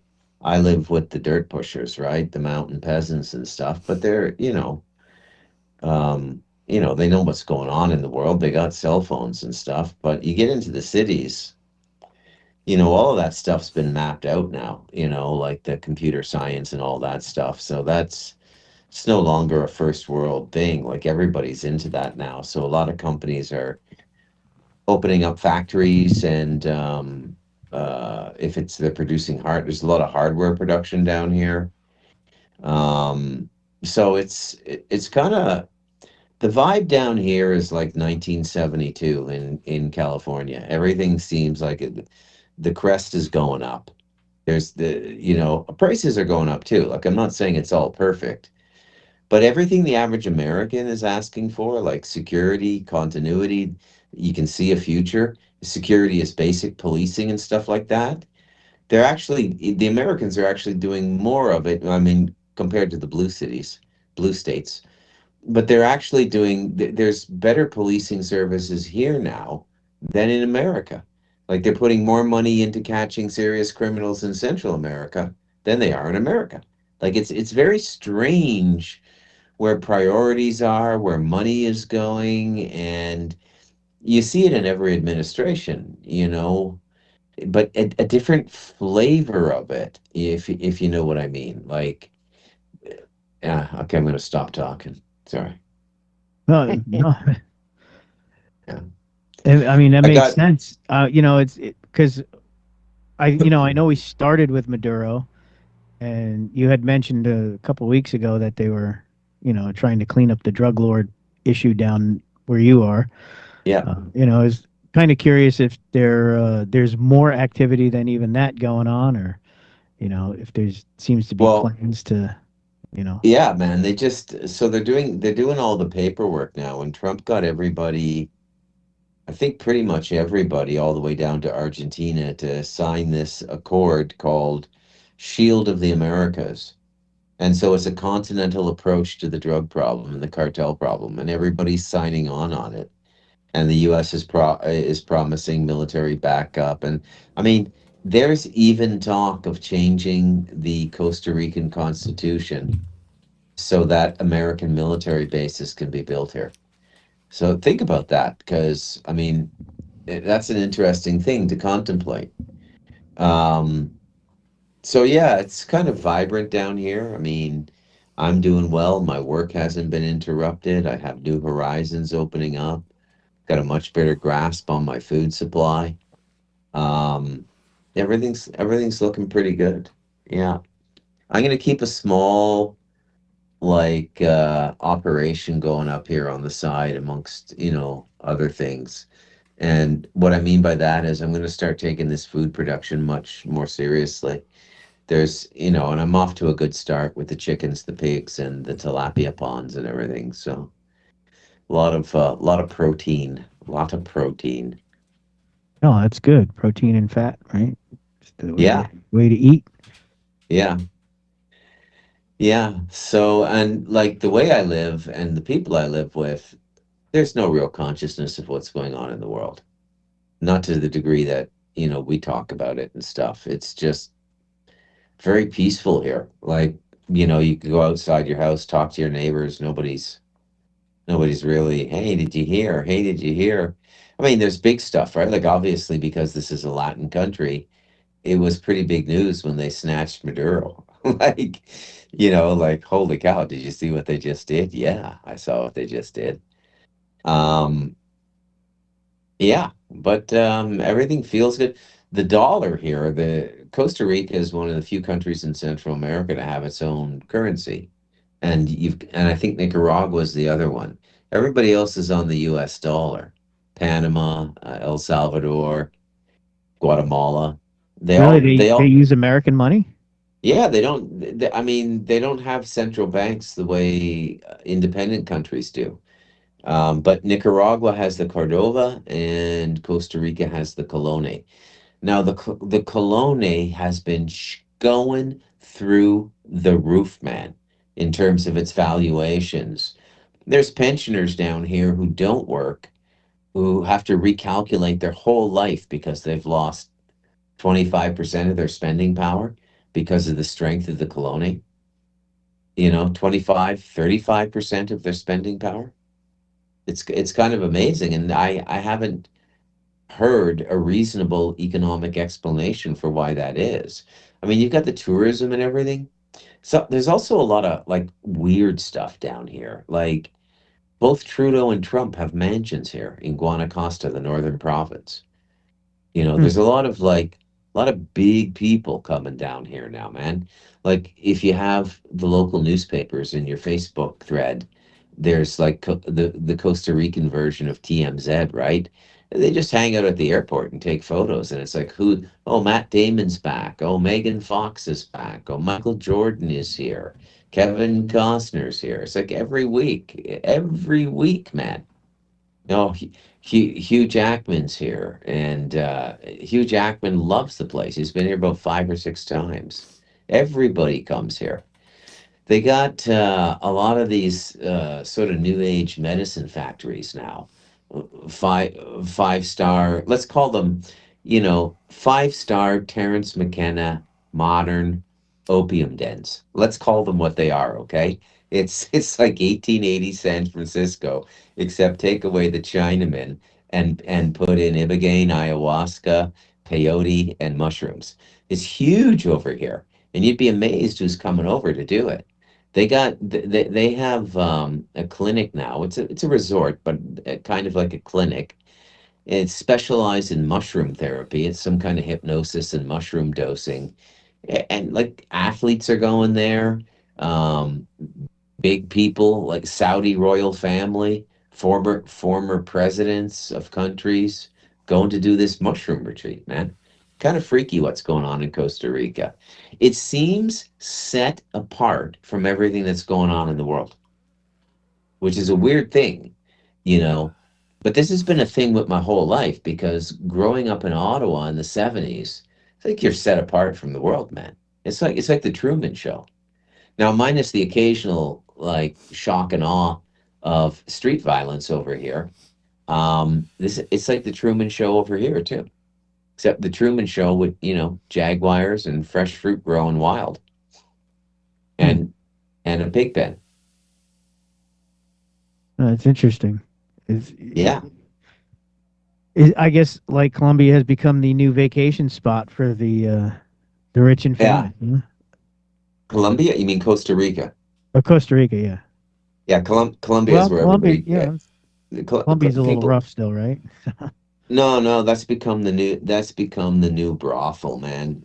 Every like North American and European loser who wants to go on a sex marathon goes there. So Amsterdam is out and Colombia is in, huh? Colombia is huge now, man. Colombia. Yeah. Yeah, it's like literally thousands of whores out in Medellin at night. Iran just offered to reopen the Strait of Hormuz, but only if you pay in yuan. CNN confirmed, citing senior Iranian officials, that Tehran is considering allowing a limited number of oil tankers through the strait, provided the cargo is traded in Chinese yuan, not dollars. Wow. Ooh, so that's wow. Moments. Khomeini Jr. just gave Trump a prostate exam, man. Moments ago, at my direction, the United States Central Command executed one of the most powerful bombing raids in history of the Middle East and totally obliterated every military target in Iran's crown jewel, Karg Island. so they wiped out the whole island then, huh? Iran has no ability to defend anything we want, we attack. There's nothing they can do about it. Iran's military and all others involved with the terrorist regime would be wise to lay down their arms. Donald Trump. I don't think that's going to happen. He's really getting strong army now, isn't he? Yeah, I don't think he understands that culture. They consider you the great Satan is killed or be killed, Yeah, this is an existential battle for Iran. And you know what? It's not a hard sell now to convince people you're fighting Satan if you're fighting the United States. No. Right? The great Satan. And I don't really think it is. Did you guys see the video, the TikTok video of the guy who was driving in Florida and he saw Epstein driving by in a fucking convertible with his white hat on backwards? Saw who driving by? Epstein. Where? Type it in on YouTube. Type in Epstein alive in Florida. I did hear something about that. I saw the video. I mean, obviously it could be AI, but it didn't really look like it. Did it really look like him, or is it just a reasonable facsimile? No, it looks like him. They were neighbors. Epstein and Trump. His name appears 3,000 something times in those files. The most name of anybody else in there. Who, Trump? Yeah. 3,700 times, I think it is. But the question is if they found anything credible to say that Donald did bad things. Come on, dude. Well, he did say just grab him by the, he did say that. Yeah, he did say that. So, well, I mean the Epstein style bad things, not necessarily that he's not a bad dude in his normal behavior, but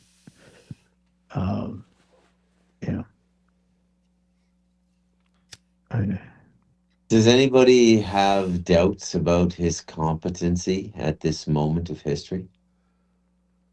I Yes, think my he hand knows is exactly raised. what he's doing. My hand is raised in the air. Yeah. Yes, I do. You doubt his How do you? competency, or you just don't agree with his motivation? Because that's kind of where I'm at. I think he knows exactly what he's doing, and he's got it all figured out and planned out, and he's just doing what he feels like, whether you like it or not. That's how I look at what he's doing. Everybody told him not to fucking go in there. Yeah. Period. Yeah. He Yeah. had no positive. Nobody. Even the guy that would make money off of it, that Prince guy, Eric Prince, the guy from Blackwater, X or Yeah. whatever else fuck it is.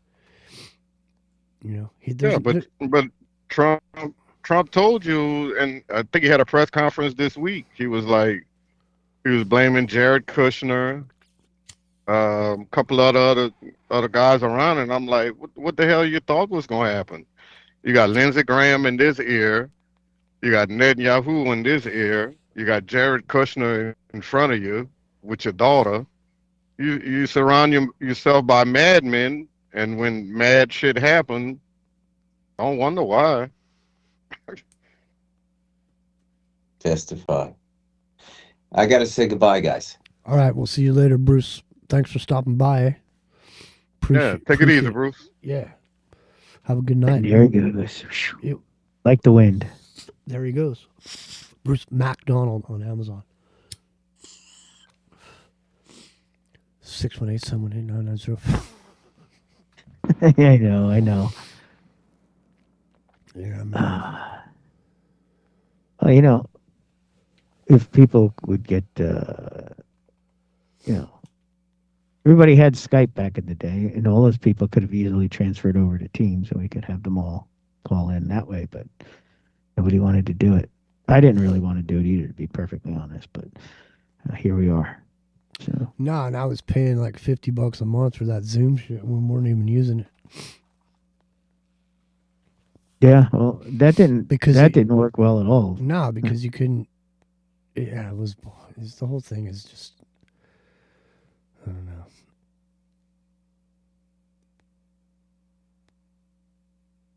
Yeah. It's aggravating, right? Yeah, it is aggravating.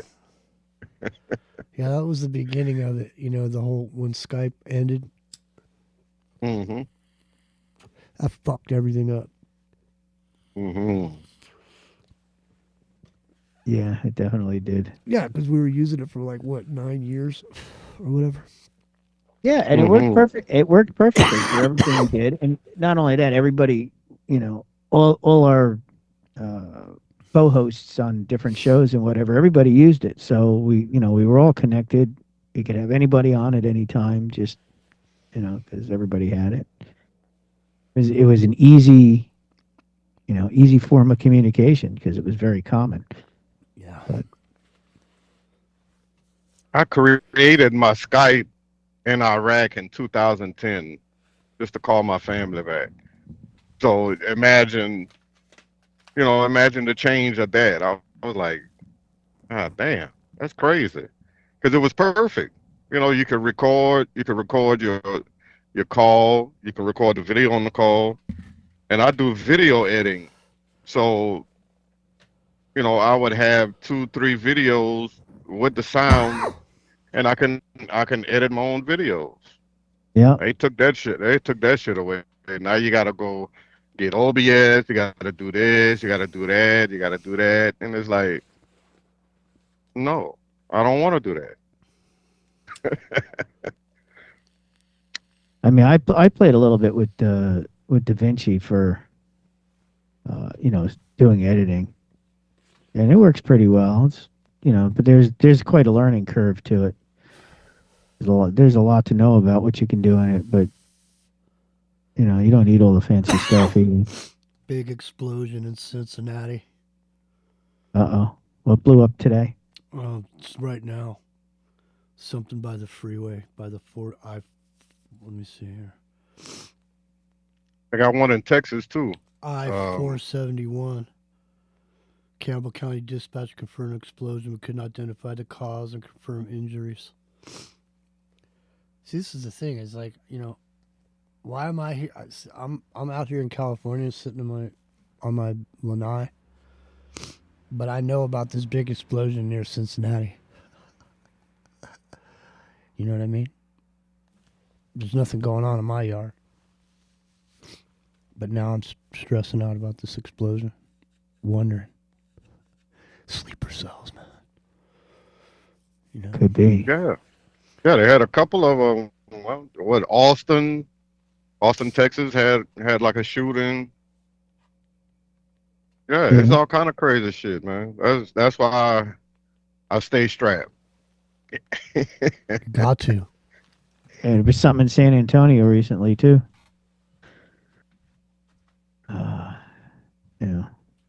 All these nut jobs out there. It's I don't know. It never used to be like this with all these wacky people just running around shooting everything. Now it's just seems like it's the thing to do. Mm-hmm. And it's like every Saturday there's a new one someplace. Yeah, like just a OK Corral all over again. Huh? Yeah, kinda. Man, it's hard to even imagine the 90s compared to right now. You know what I mean? The 90s were shit. But compared to right now, it's like the good old days or whatever. Yeah. You know what I mean? Jeez. Yeah, you can go to a club and dance. Yeah. Or just go and have fun. Mm-hmm. I don't know. Yeah, the 80s and 90s are long gone. And I don't think society will ever go back to being that. No, it's not coming back, man.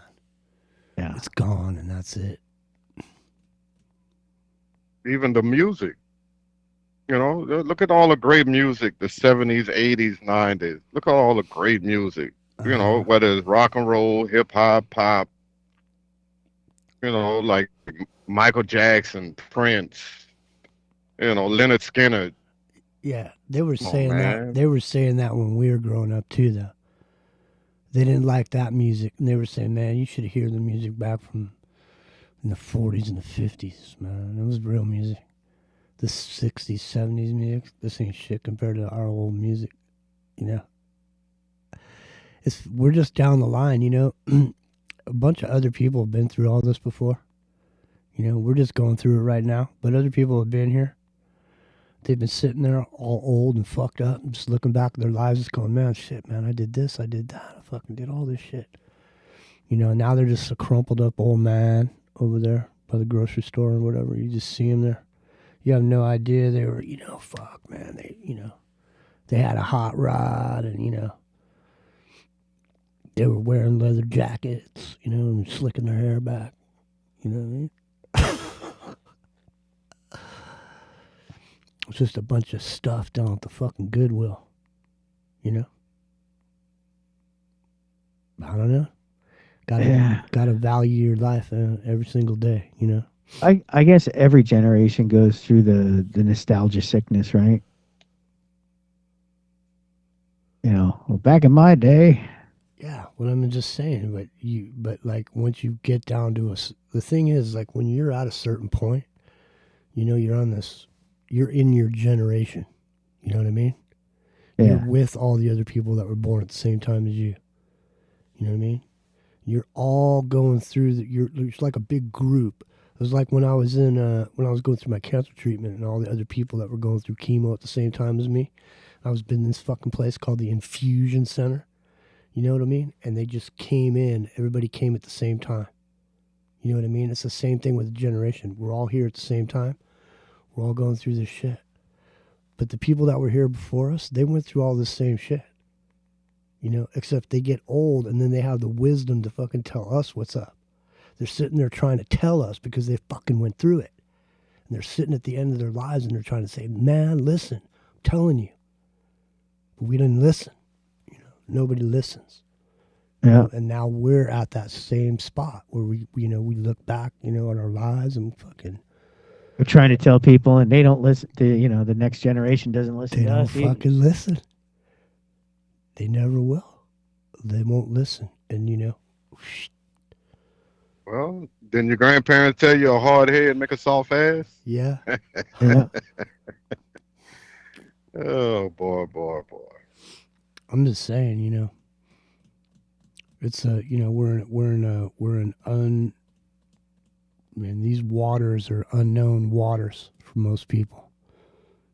Just as the day to day, whatever you got to do in your day to day operation to be alive or whatever, you got to do this, you got to do that, got to here, got to go there.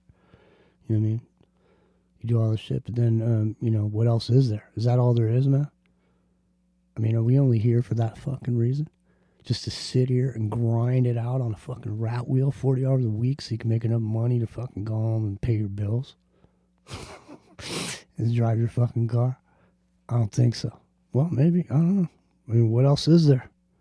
What else are you going to do? Like lay around, do nothing? You got to do something. I would sit home and play video games all day, right? I'm saying, man, you got to do something. I don't know. It's all too much. That's what I do know. It's Revolution Radio. It's Ground Zero Plus. It's into the microcosm Friday night. And we're just in here looking back and going, you know what? Those old people were right. When they were saying, it's the devil's music and shit. Remember that? Yeah. They were burning the records and all that shit. They were right, weren't they? They were. Yeah. Absolutely were. Fucking A, they were.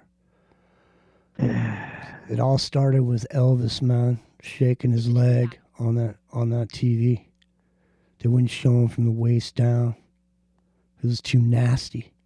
He was shaking his hips all around. Yeah. And now that we look at that and that's tame,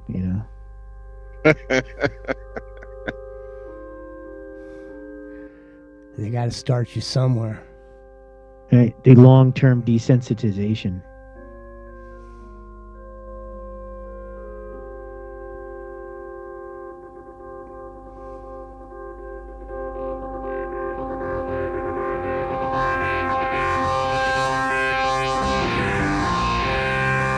It's in the microcosm Friday night. Oh, it is top of the hour. Hour number 3.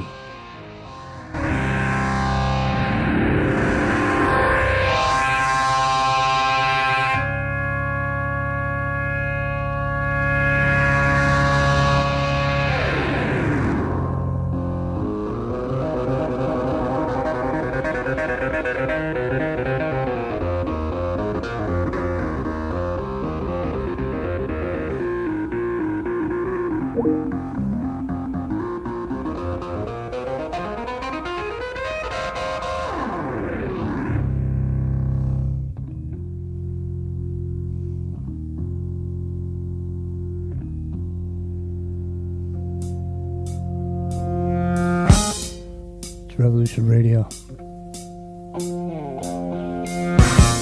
It's Ground Zero Plus.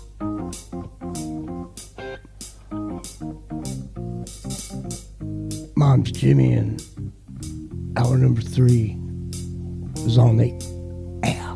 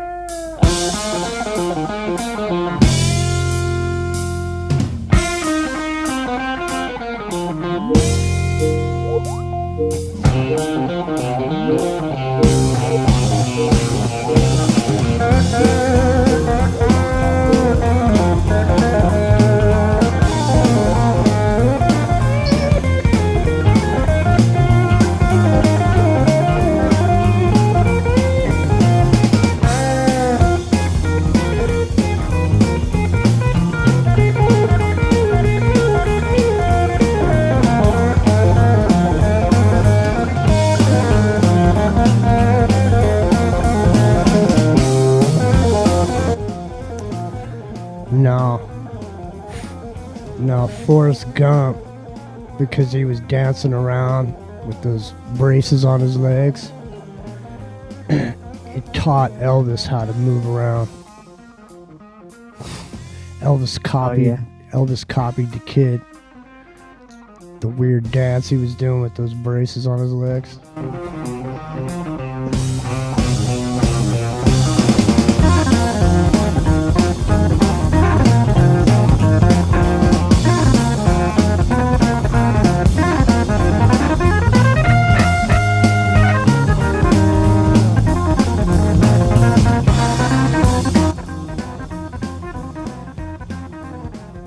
Yeah, there's this whole thing going on with this Antiquitech. I know like a year ago or so we talked about the bells. Well, there's this whole thing about the organs that were in there. Well, I was watching something about how the rooftops, the copper rooftops, were tuned also like the bells, and they were specific to each town. It's pretty interesting. Mm-hmm. Well, these organs. 432. These organs. Giant pipe organs in these places. And they took them down.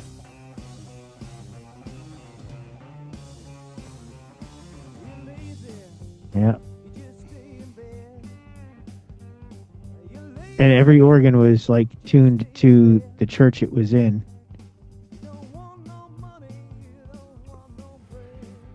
You're in the Church of Deep Purple, man. You don't clutch no straw, no, no.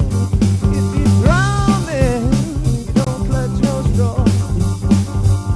You don't want to live, don't want to cry no more.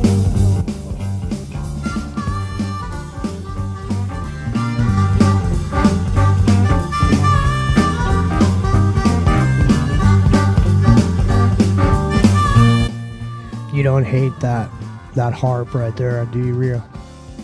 I know how you hate No, it. I don't hate it. You hate the harp, but in general, yeah. But this though.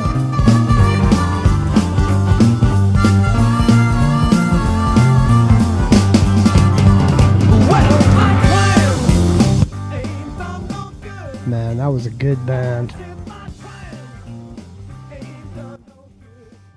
Then they turn into White Snake. Well, only a couple of them. Yeah.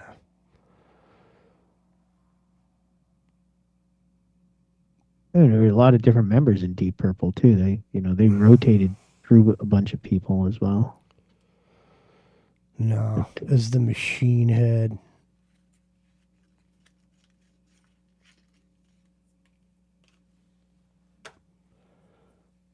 Yeah. What are you gonna do? They come, they go. You know what I mean? What was that? What is this? Tommy Dorsey. You know? Yeah. Tommy Dorsey was another man's Deep Purple. You know?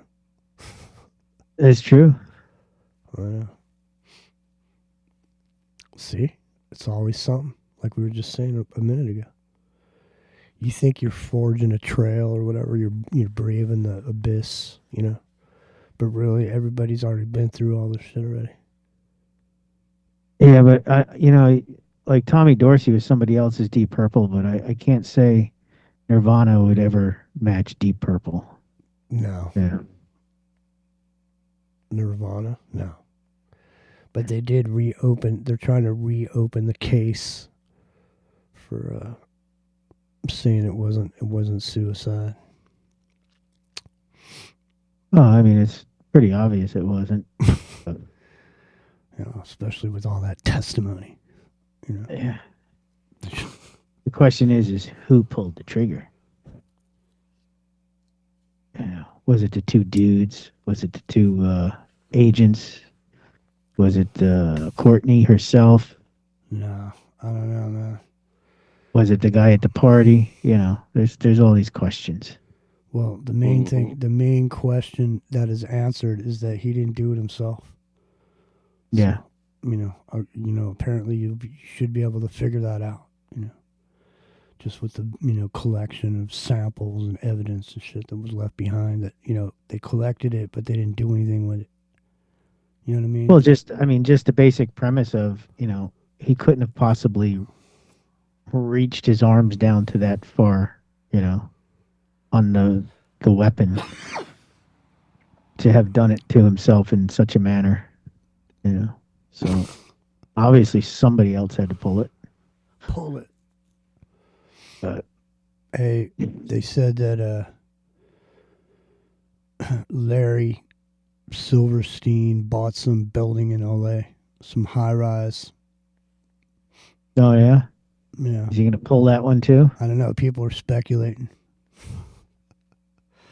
They're saying, well, they were saying, they had a mess. They had some sort of intel. Something's going to happen in California. And then somebody brought up the fact that, this dude just bought a high rise down in LA.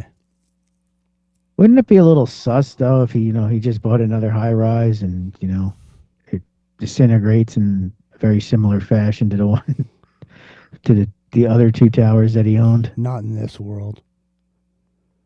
In this world, it's just a fucking coincidence, man. Yeah, it's just bad. What are you talking about? Guy's got some bad luck, that's all. Guy's got bad luck, man. No, man. It's all too much. It's a fucking joke, man. They just wag it right in your fucking face. Just go, look, yeah, man, we're doing this. Look at this. We're doing this. We're doing that. We're doing the other thing. Look at, what are you going to do about it? Yeah, nothing you can do about it.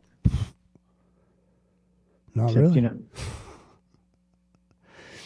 The shit that stay at a high rise. The something you can do about it is not the something that anybody wants to have to do about it. It's supposed to be. There's supposed to be people up in here taking care of business when when there's crimes being committed. There should be Yeah, but the people who supposed to be taking care of business are also criminals. So.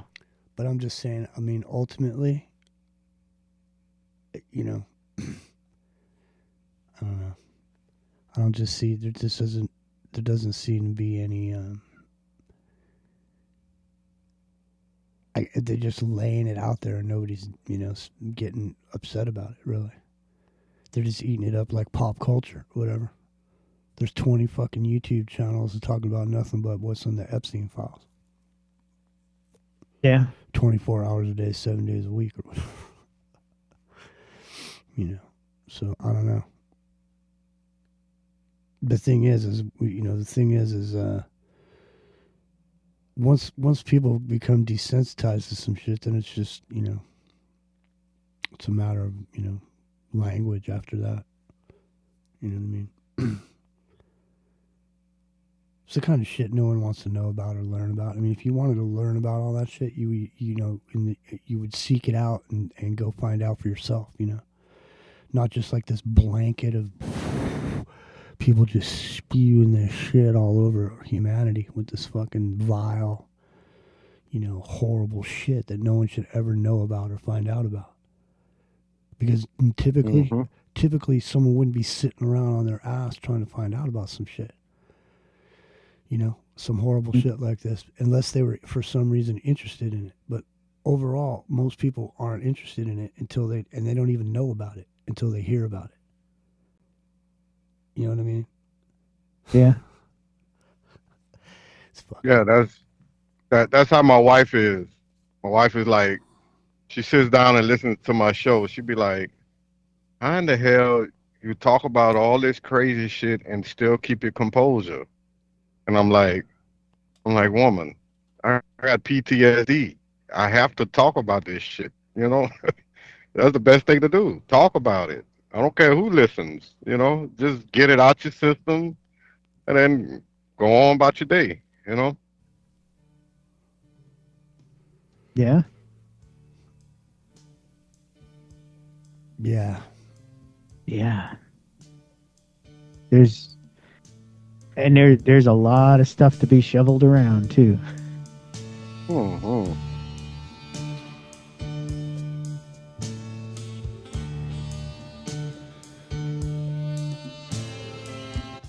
Jacker, do you have teams? Mm-mm. He said he was gonna get it.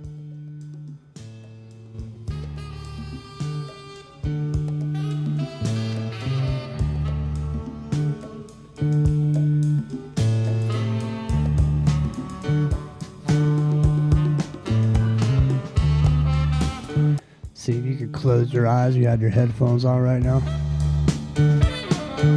this shit will take you to another place right now.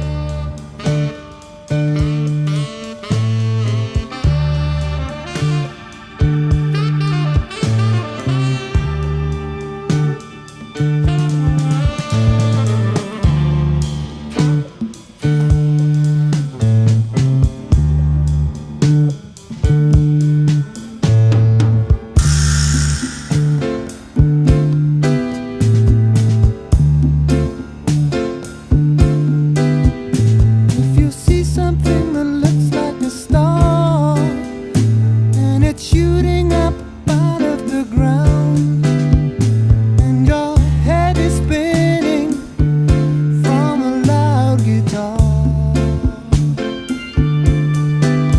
and you just can't escape from the sound, don't worry too much, it'll happen to you. We were children once playing with toys, and the thing that you're hearing is only the sound of the low spark of high heel boys.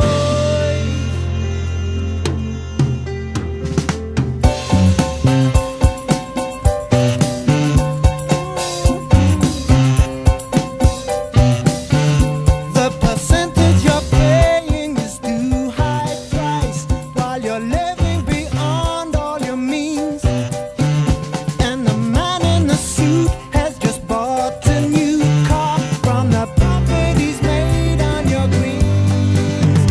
But today you just swear that the man who shot dead by a gun that didn't make any noise.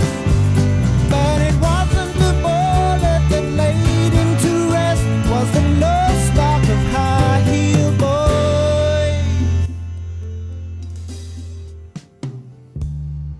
Damn.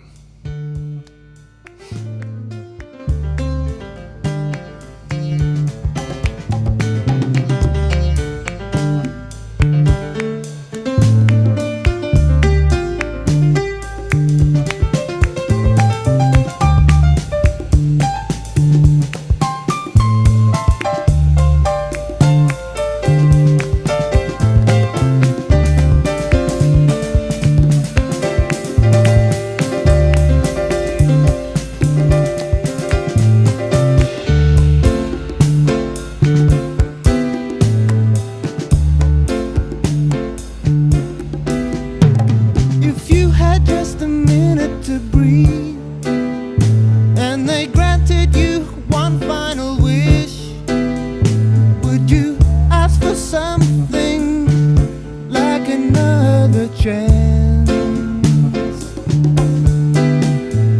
Or something similar as this? Don't worry too much, it'll happen to you. As sure as your sorrows are joys, and the thing that disturbs you is only the sound Damn. I forgot I was here for a minute. Well, you know, sometimes traffic can be good. Mm-hmm. Hey, Kyle, what's going on? I'm not sure, Mike.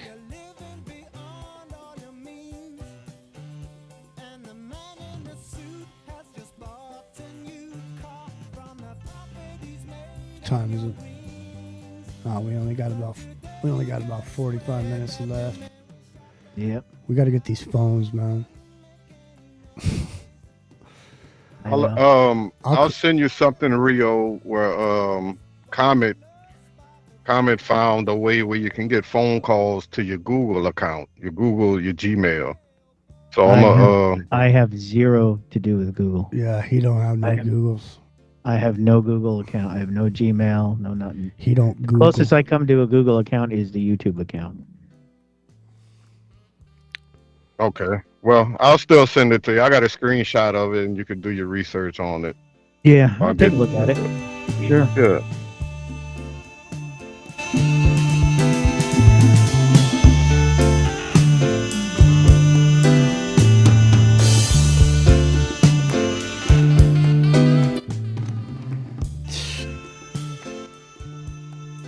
know what, man?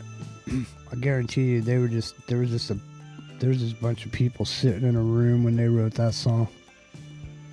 There was a bunch of people that were there that night, and they were just fucking playing this shit.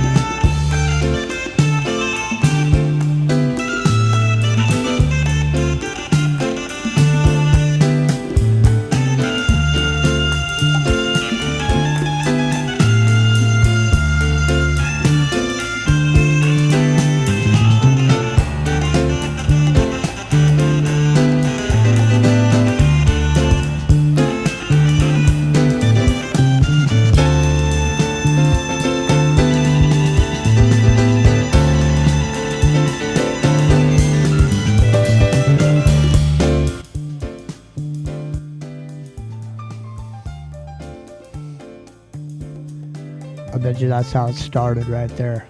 That piano riff.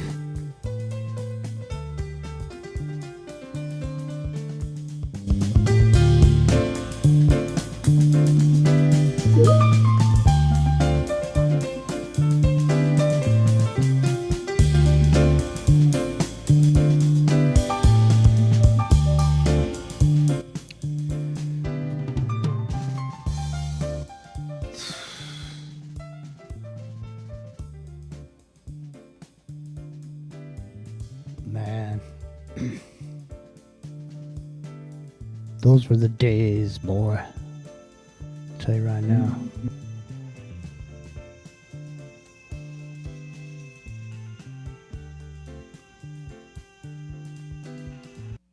It's just, it's so relaxing, that music. It's, doesn't make you angry. It makes you feel good, right? Yeah. It makes you chill out. And yeah. Brings a very chill vibe to things. Mm-hmm. It's wild. And maybe if more people listen to that, everybody else would be more relaxed too. I don't know. I don't know. There used to be a whole thing. There used to be stereo stores where you go down there and they got all kinds of different gear in there. You just could listen to all the different speakers and all that shit. Remember that? Mm-hmm. Now there's like one. You just go down to a Best Buy or whatever. There's a room with speakers or whatever. It's not the same as it used to be.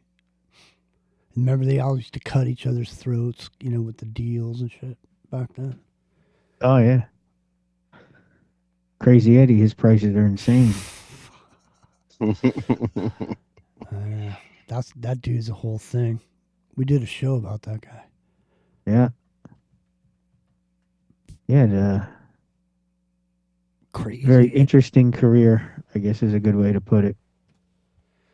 Fuck, man. In the end, it turns out everything was a fucking scam. Yeah. In the end. That's the school I'm from, digging in the crates. Block parties, trail rides, just watching the blues band practice during the week. Those are priceless times. Yeah. Even with my studio, I still call, I got friends that play for bands, and just come have a jam session, man. I'm gonna put something on the stove or in the oven. Y'all come hang out, grab y'all some beers, roll y'all joints, and let's have just a little jam session. That's healing, man. Yeah. Yeah, definitely. I don't know, man. I was sitting there and I was waiting for this light the other day, and all of a sudden, here comes this fucking dude on a bike, and he's riding his bike. He's got his fucking guitar on his back, and I'm looking at the dude, and I'm thinking to myself, this fucking guy was sitting in his studio apartment somewhere, and he thought to himself, you know what, man? I'm gonna fucking put my guitar on my back and ride my bike down to the beach and play my guitar. Or did he have a Tommy gun inside the guitar? I don't know, man. I'm just saying. I'm just saying,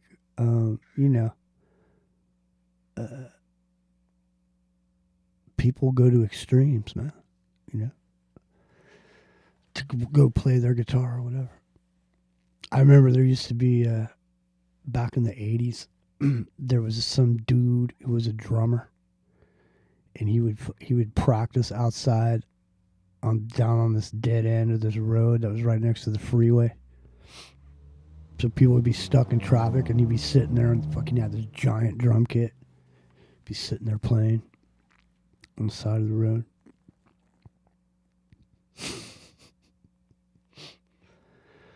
That's how far down the scale we've gone, rock and roll. Well, I think there's still the random subway musician around here. No. Well, down in the city anyway. I put the link in there, Nathaniel. Scroll back in the chat. I could put the link in there for that song. It was Traffic. Yeah.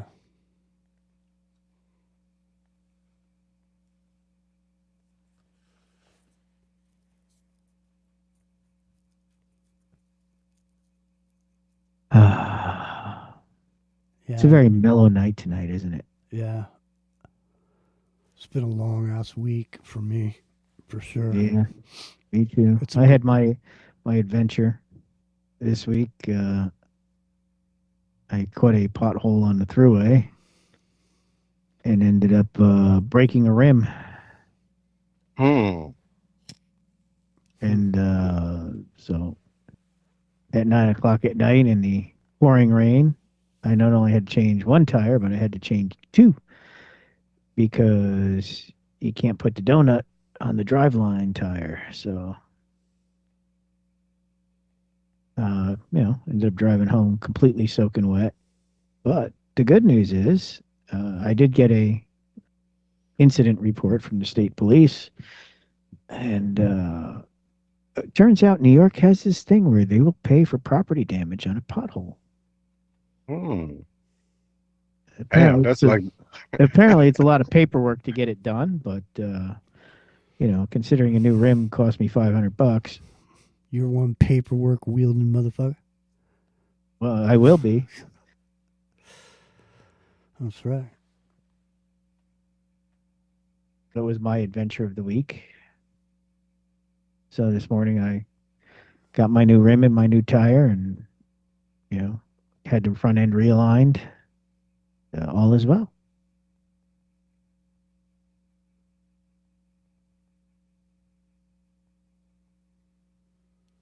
I'm just scanning the headlines to see if anything happened since we've been over here. So far, looks like everything's stable at this point. Nothing's gone. Well, off. Nothing's it's gone. daytime over in the Middle East, so we're not bombing anything at the moment. Nothing's gone off the rails quite yet. We're still here. Well, I think it went off the rails a long time ago. No, I'm just saying. I heard there was the local in the morning dude over here on the classic rock station. His name's Jeff Blasey. He's been around for a fucking long time, but he does a bunch of these parody things, and then they get picked up by these other stations or whatever. But he did this thing the other day about these. It was like these announcers, like a football game, but they were talking about World War III. It was just fucking. It was a trip just because it was fucking funny, man, in a way. But yeah. I mean, but it wasn't. But the fact that it could be funny means that I've been desensitized by it. You know what I mean? It's like it's at this point. I've been hearing about it, not just this enemy, but I heard about other enemies, for a long time. When there was the USSR, and everybody was paranoid that we were going to get bombed by some nukes or whatever. There was that whole thing, and then the wall came down, and then the fear of nukes slowly went away. But then they had to have another fucking villain to pop up. You always have to have a boogeyman, right? Well, just the thing is what what in my gut tells me is that making this big deal about the nukes and they don't want somebody to have them or whatever. By this point, they're way past the nukes. So to the point where that even if someone had them, they wouldn't worry about them because for some reason they have a way to nullify that shit. Would be my personal idea around it. You know what I mean? They're not going to run around telling everybody they can nullify nukes. You know what I mean? Well, I mean, we've got Star Wars, right? I mean, we've had that since the 80s. Remember that movie Deterrent where they fucking the French sold some nukes to Saddam Hussein's son, but everybody knew the nukes were duds, but they were just waiting for him to shoot him at somebody, and then they could just smoke him with some other nukes because he fired a nuke. You know, and that's what they did. You know, he fired his thing. He thought it was a nuke, and it went up, came down. It wasn't a nuke, and then he got hit with nukes. But I mean, they got nukes down to a point where they could use nukes, and it looks like a regular old, a tactical nuke. I think they can go in there, in a certain period of time.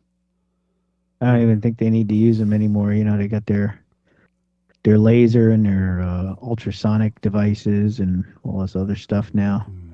It's much cleaner, much more, recoverable,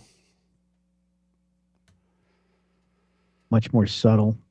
Well, all I know is it's quiet in my backyard. That's what I know. Is that a good thing or a bad thing? No, it's good.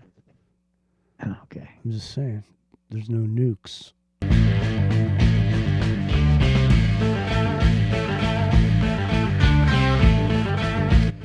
Santa Cruz is a no nuke zone, dude. No nukes allowed. Run down. I've been lied to, and I don't know why. I let that mean woman make me a fool. She took all my money, wrecked my new car. Now she's with one of my good time buddies. They're drinking in some crosstown bar. Sometimes I feel, sometimes I feel like I've been tied to the whipping post, tied to the whipping post, tied to the whipping post. Good Lord, I feel like I'm dying.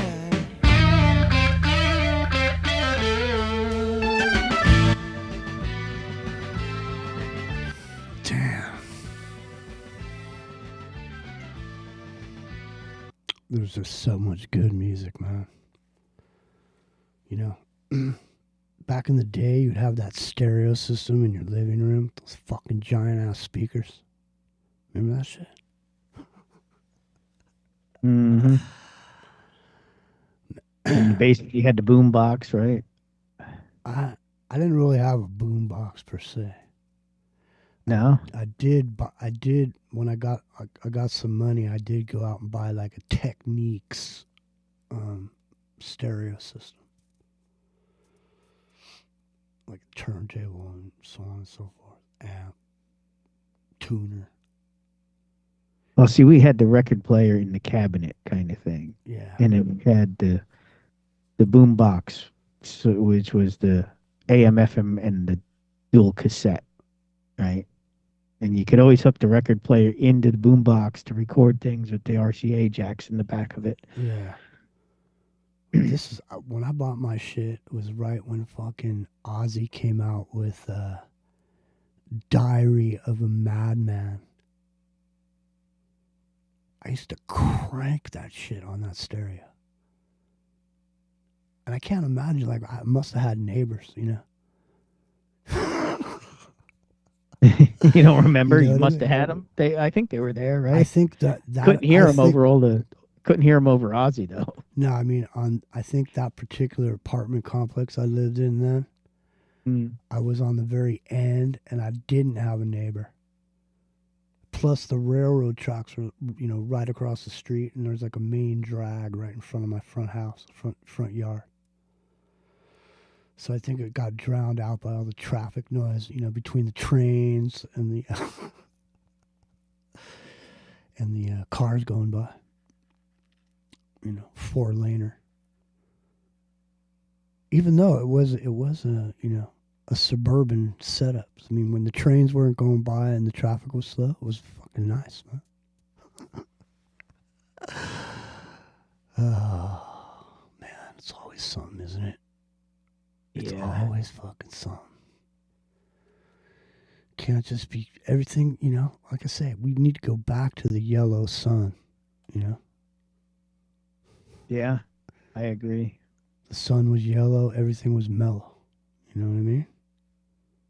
I know what you know. Won't you tell me where have all the good times gone? Where have all the good times gone? Where have all the good times gone?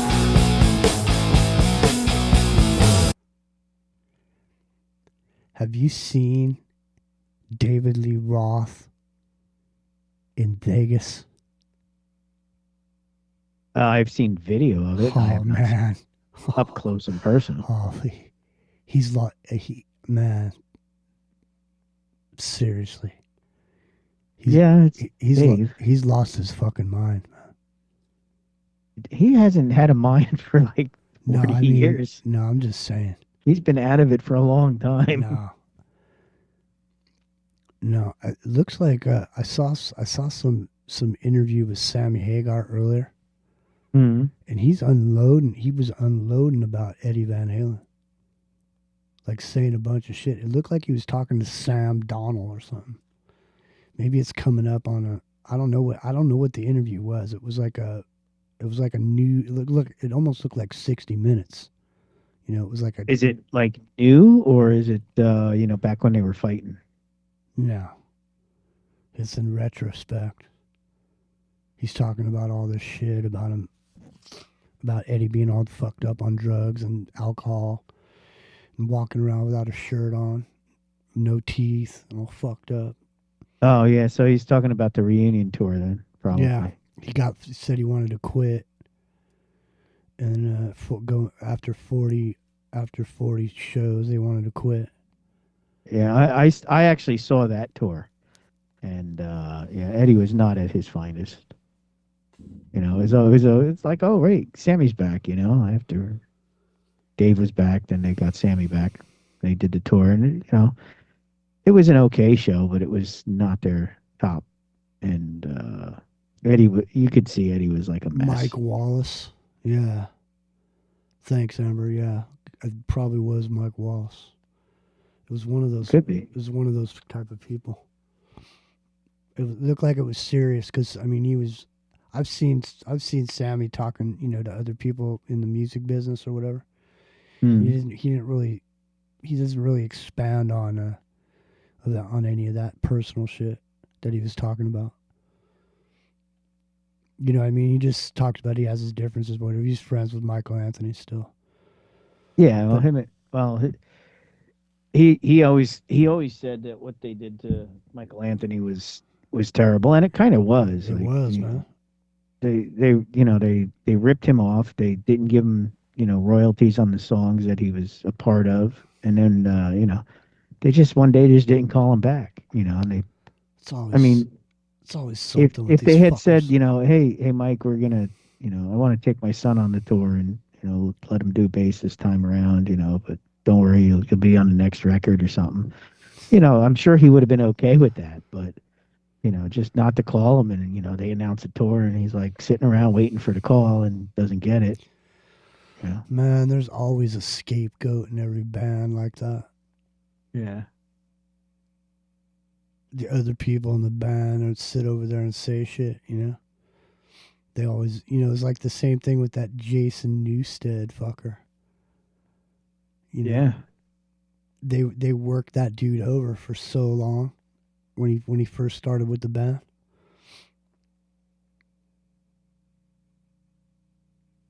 I don't know.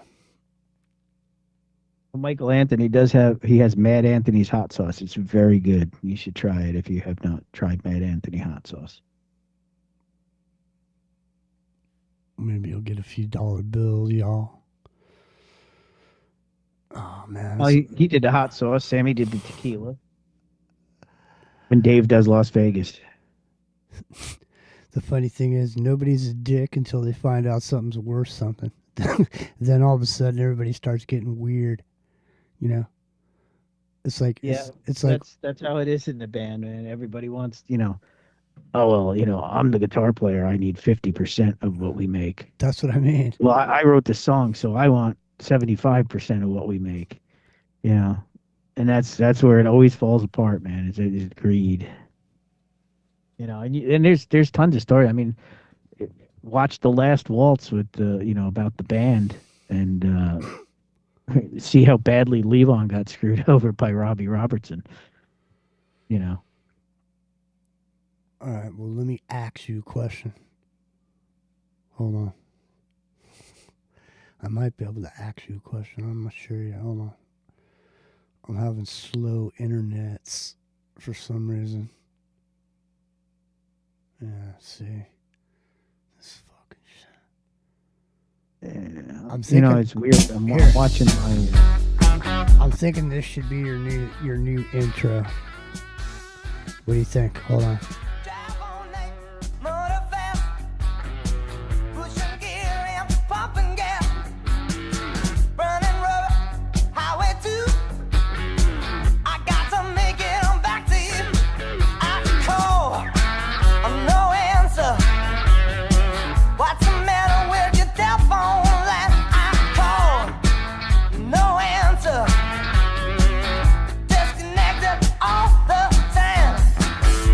What do you think? It's fitting, but it's not really my kind of groove. Really? Well, here. Hold on. No answer. Disconnected off the time. Indian summer, get to you. Jack Green, dude. Yeah.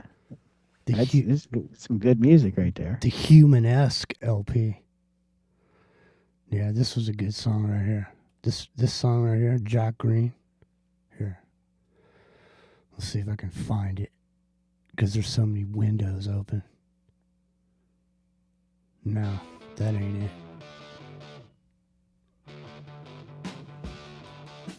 That ain't it.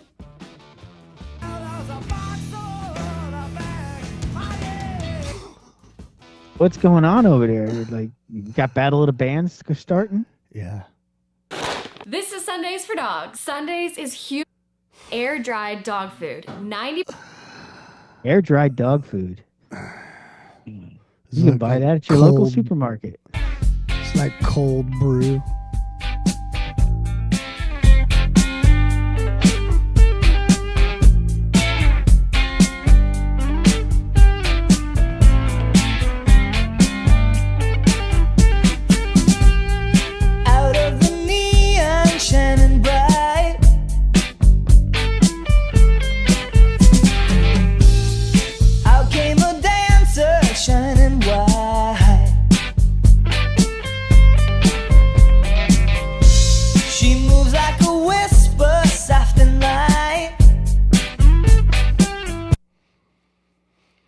See?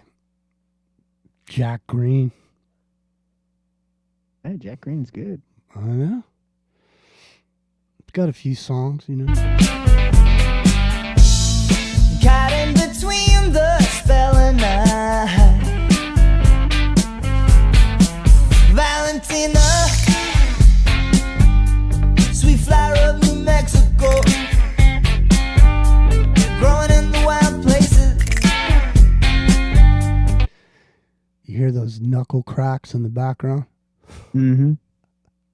What is that thing? It's like it's got like a knob on it, and then it hits like a flat piece of wood. You shake it back and forth. I forget the name of the thing, but yeah. They also had them. It was like there was another one that was similar to that. It was like a cylinder with a bead wrap on it, like had metal beads, and you'd kind of roll the beads around, and it would make a noise like that too. Yeah. Wild places where only the wild ones go. Out of the sun and climbing high. She came on like fire right into my side. Burning with promise, hot and dry.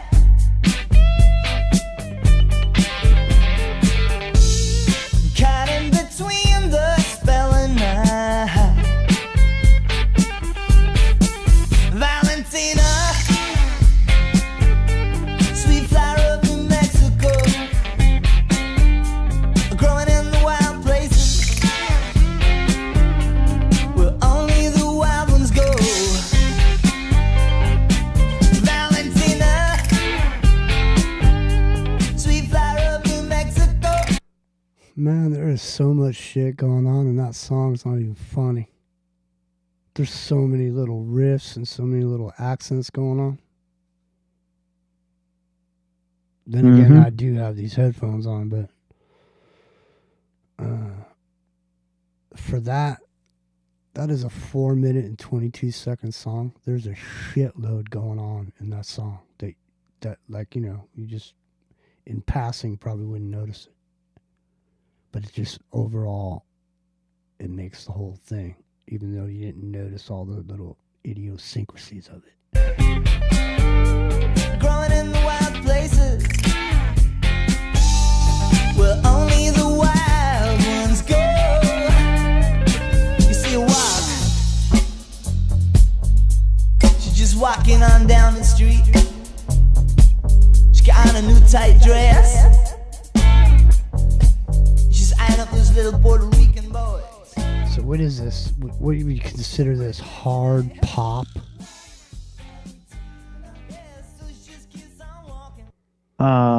It's really before it was really before something was actually called pop. But I mean, there was pop, but this wasn't considered it.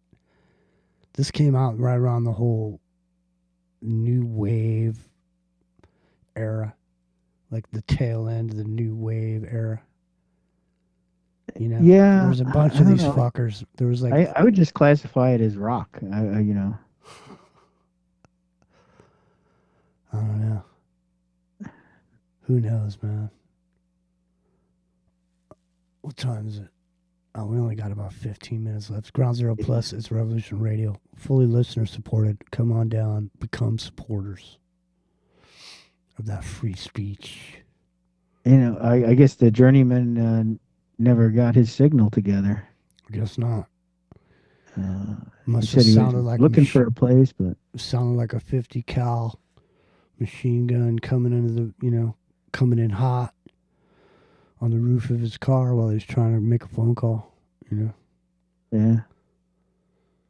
It's like standing on one leg with one hand in the air and your phone trying to catch a signal. He's out there with the coqui frogs and the pouring rain. So Now, man, I had this picture of people in Puerto Rico when they had that situation, you know, the power was out. They had no cell phones, and it was like all these people standing there with their hands up in the air and their phones, like trying to catch a signal. Oh, It yeah. looked like they were praying to the cell god. You know, it was a trip. yeah, they're raising their lighter to the cell god, right? Exactly.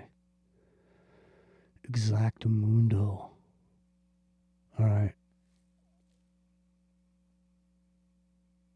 No, I mean, I guess it's pretty much what it is, right?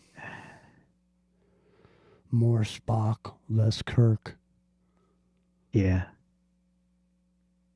I have a hard time being that guy, you know.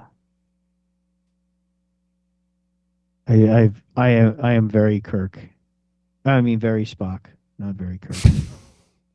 I'm very Spock. You're all kirked out. Yeah. Well, you know, I try to look at everything completely logically, making, informed, intelligent decisions. Doesn't always work, but I try. Mm-hmm. Golden Eagle, what's happening? Why are there so many songs about rainbows and what's on the other side? I don't know. We did that whole show about the whole rainbows. Rainbows coming out of the ass of the unicorn. Yeah. Back now you look at that commercial in hindsight, man. That dude got arrested for Epstein-esque things with the squatty potty. You know what's funny?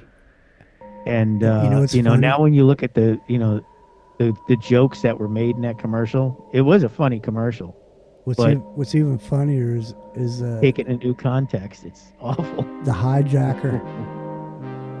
The hijacker's over here, and he's saying, "Epic journeyman," and epic. What is epic? Gunnery man. Epic Fury is the name of this operation over there.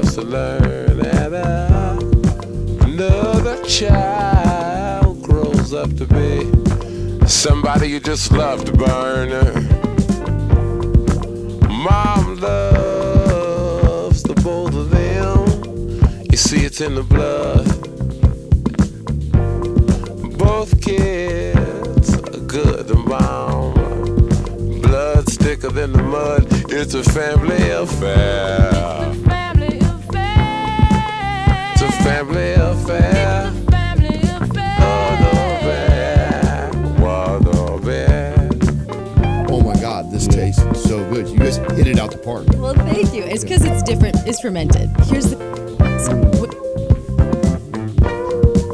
I was in France and I was really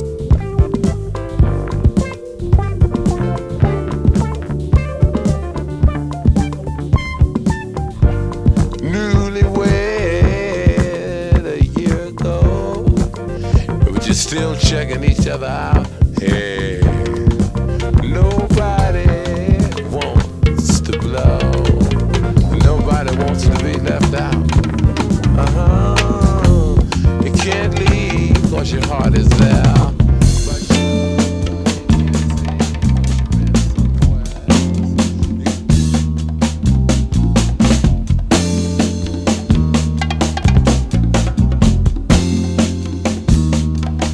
I'm your mama, I'm your daddy, I'm that nigga in the alley. I'm your doctor when you need. Want some coke, have some weed. You know me, I'm your friend, your main boy, thick and thin. I'm your pusher man. I'm your pusher man.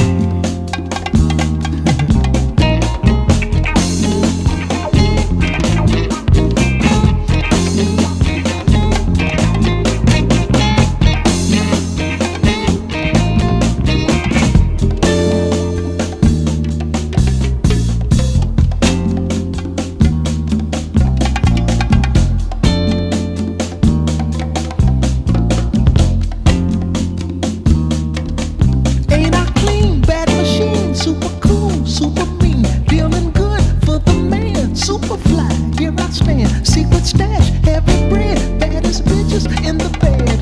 I'm your pusher man. I'm your pusher man. I'm your pusher man.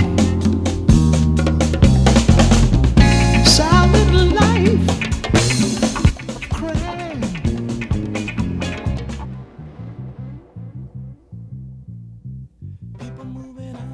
People moving in, why? Because of the color of the skin. Run, run, run, but you sure can't hide. An eye for an eye, a tooth for a tooth. Vote for me, and I'll set you free. Rap on, brother, rap on. Well, the only person talking about love, man, brother, is the preacher. And it seems nobody's interested in learning but the teacher. Segregation, determination, demonstration, integration, aggravation, humiliation, obligation to my nation.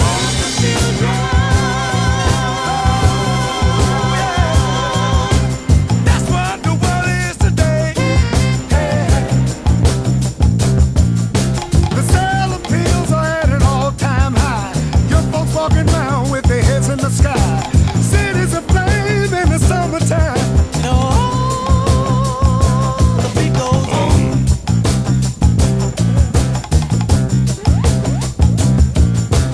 Evolution, revolution, gun control, the sound of soul. Shooting rockets to the moon, kids growing up too soon. Politicians say more taxes will solve everything. And the band played on.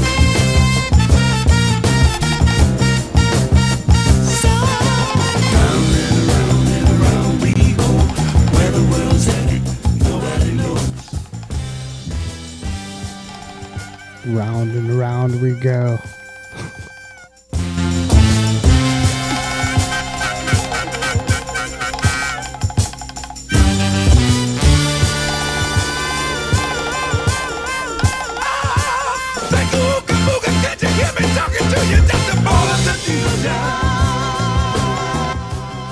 Round and round. Round we go. Where it'll stop, nobody knows. Exactly. But it's around that time where it's almost time for us to get around. I'll tell you this. Get on out of here. Tell you what I'm gonna do. I'm gonna run inside. I'm gonna make myself a meatball sandwich. Meatball, huh? Exactly. Now, are they real meatballs or are they store-bought meatballs? No, they're meatballs. There's a bunch of them in there, and I got a bunch Homemade, like real I got deal? some Hawaiian rolls and some Are they sauce. King's Hawaiian rolls? Yeah. Yes, they are. Long live the king. Yeah. All right, it's time to go. Revolution Radio. We'll see you later.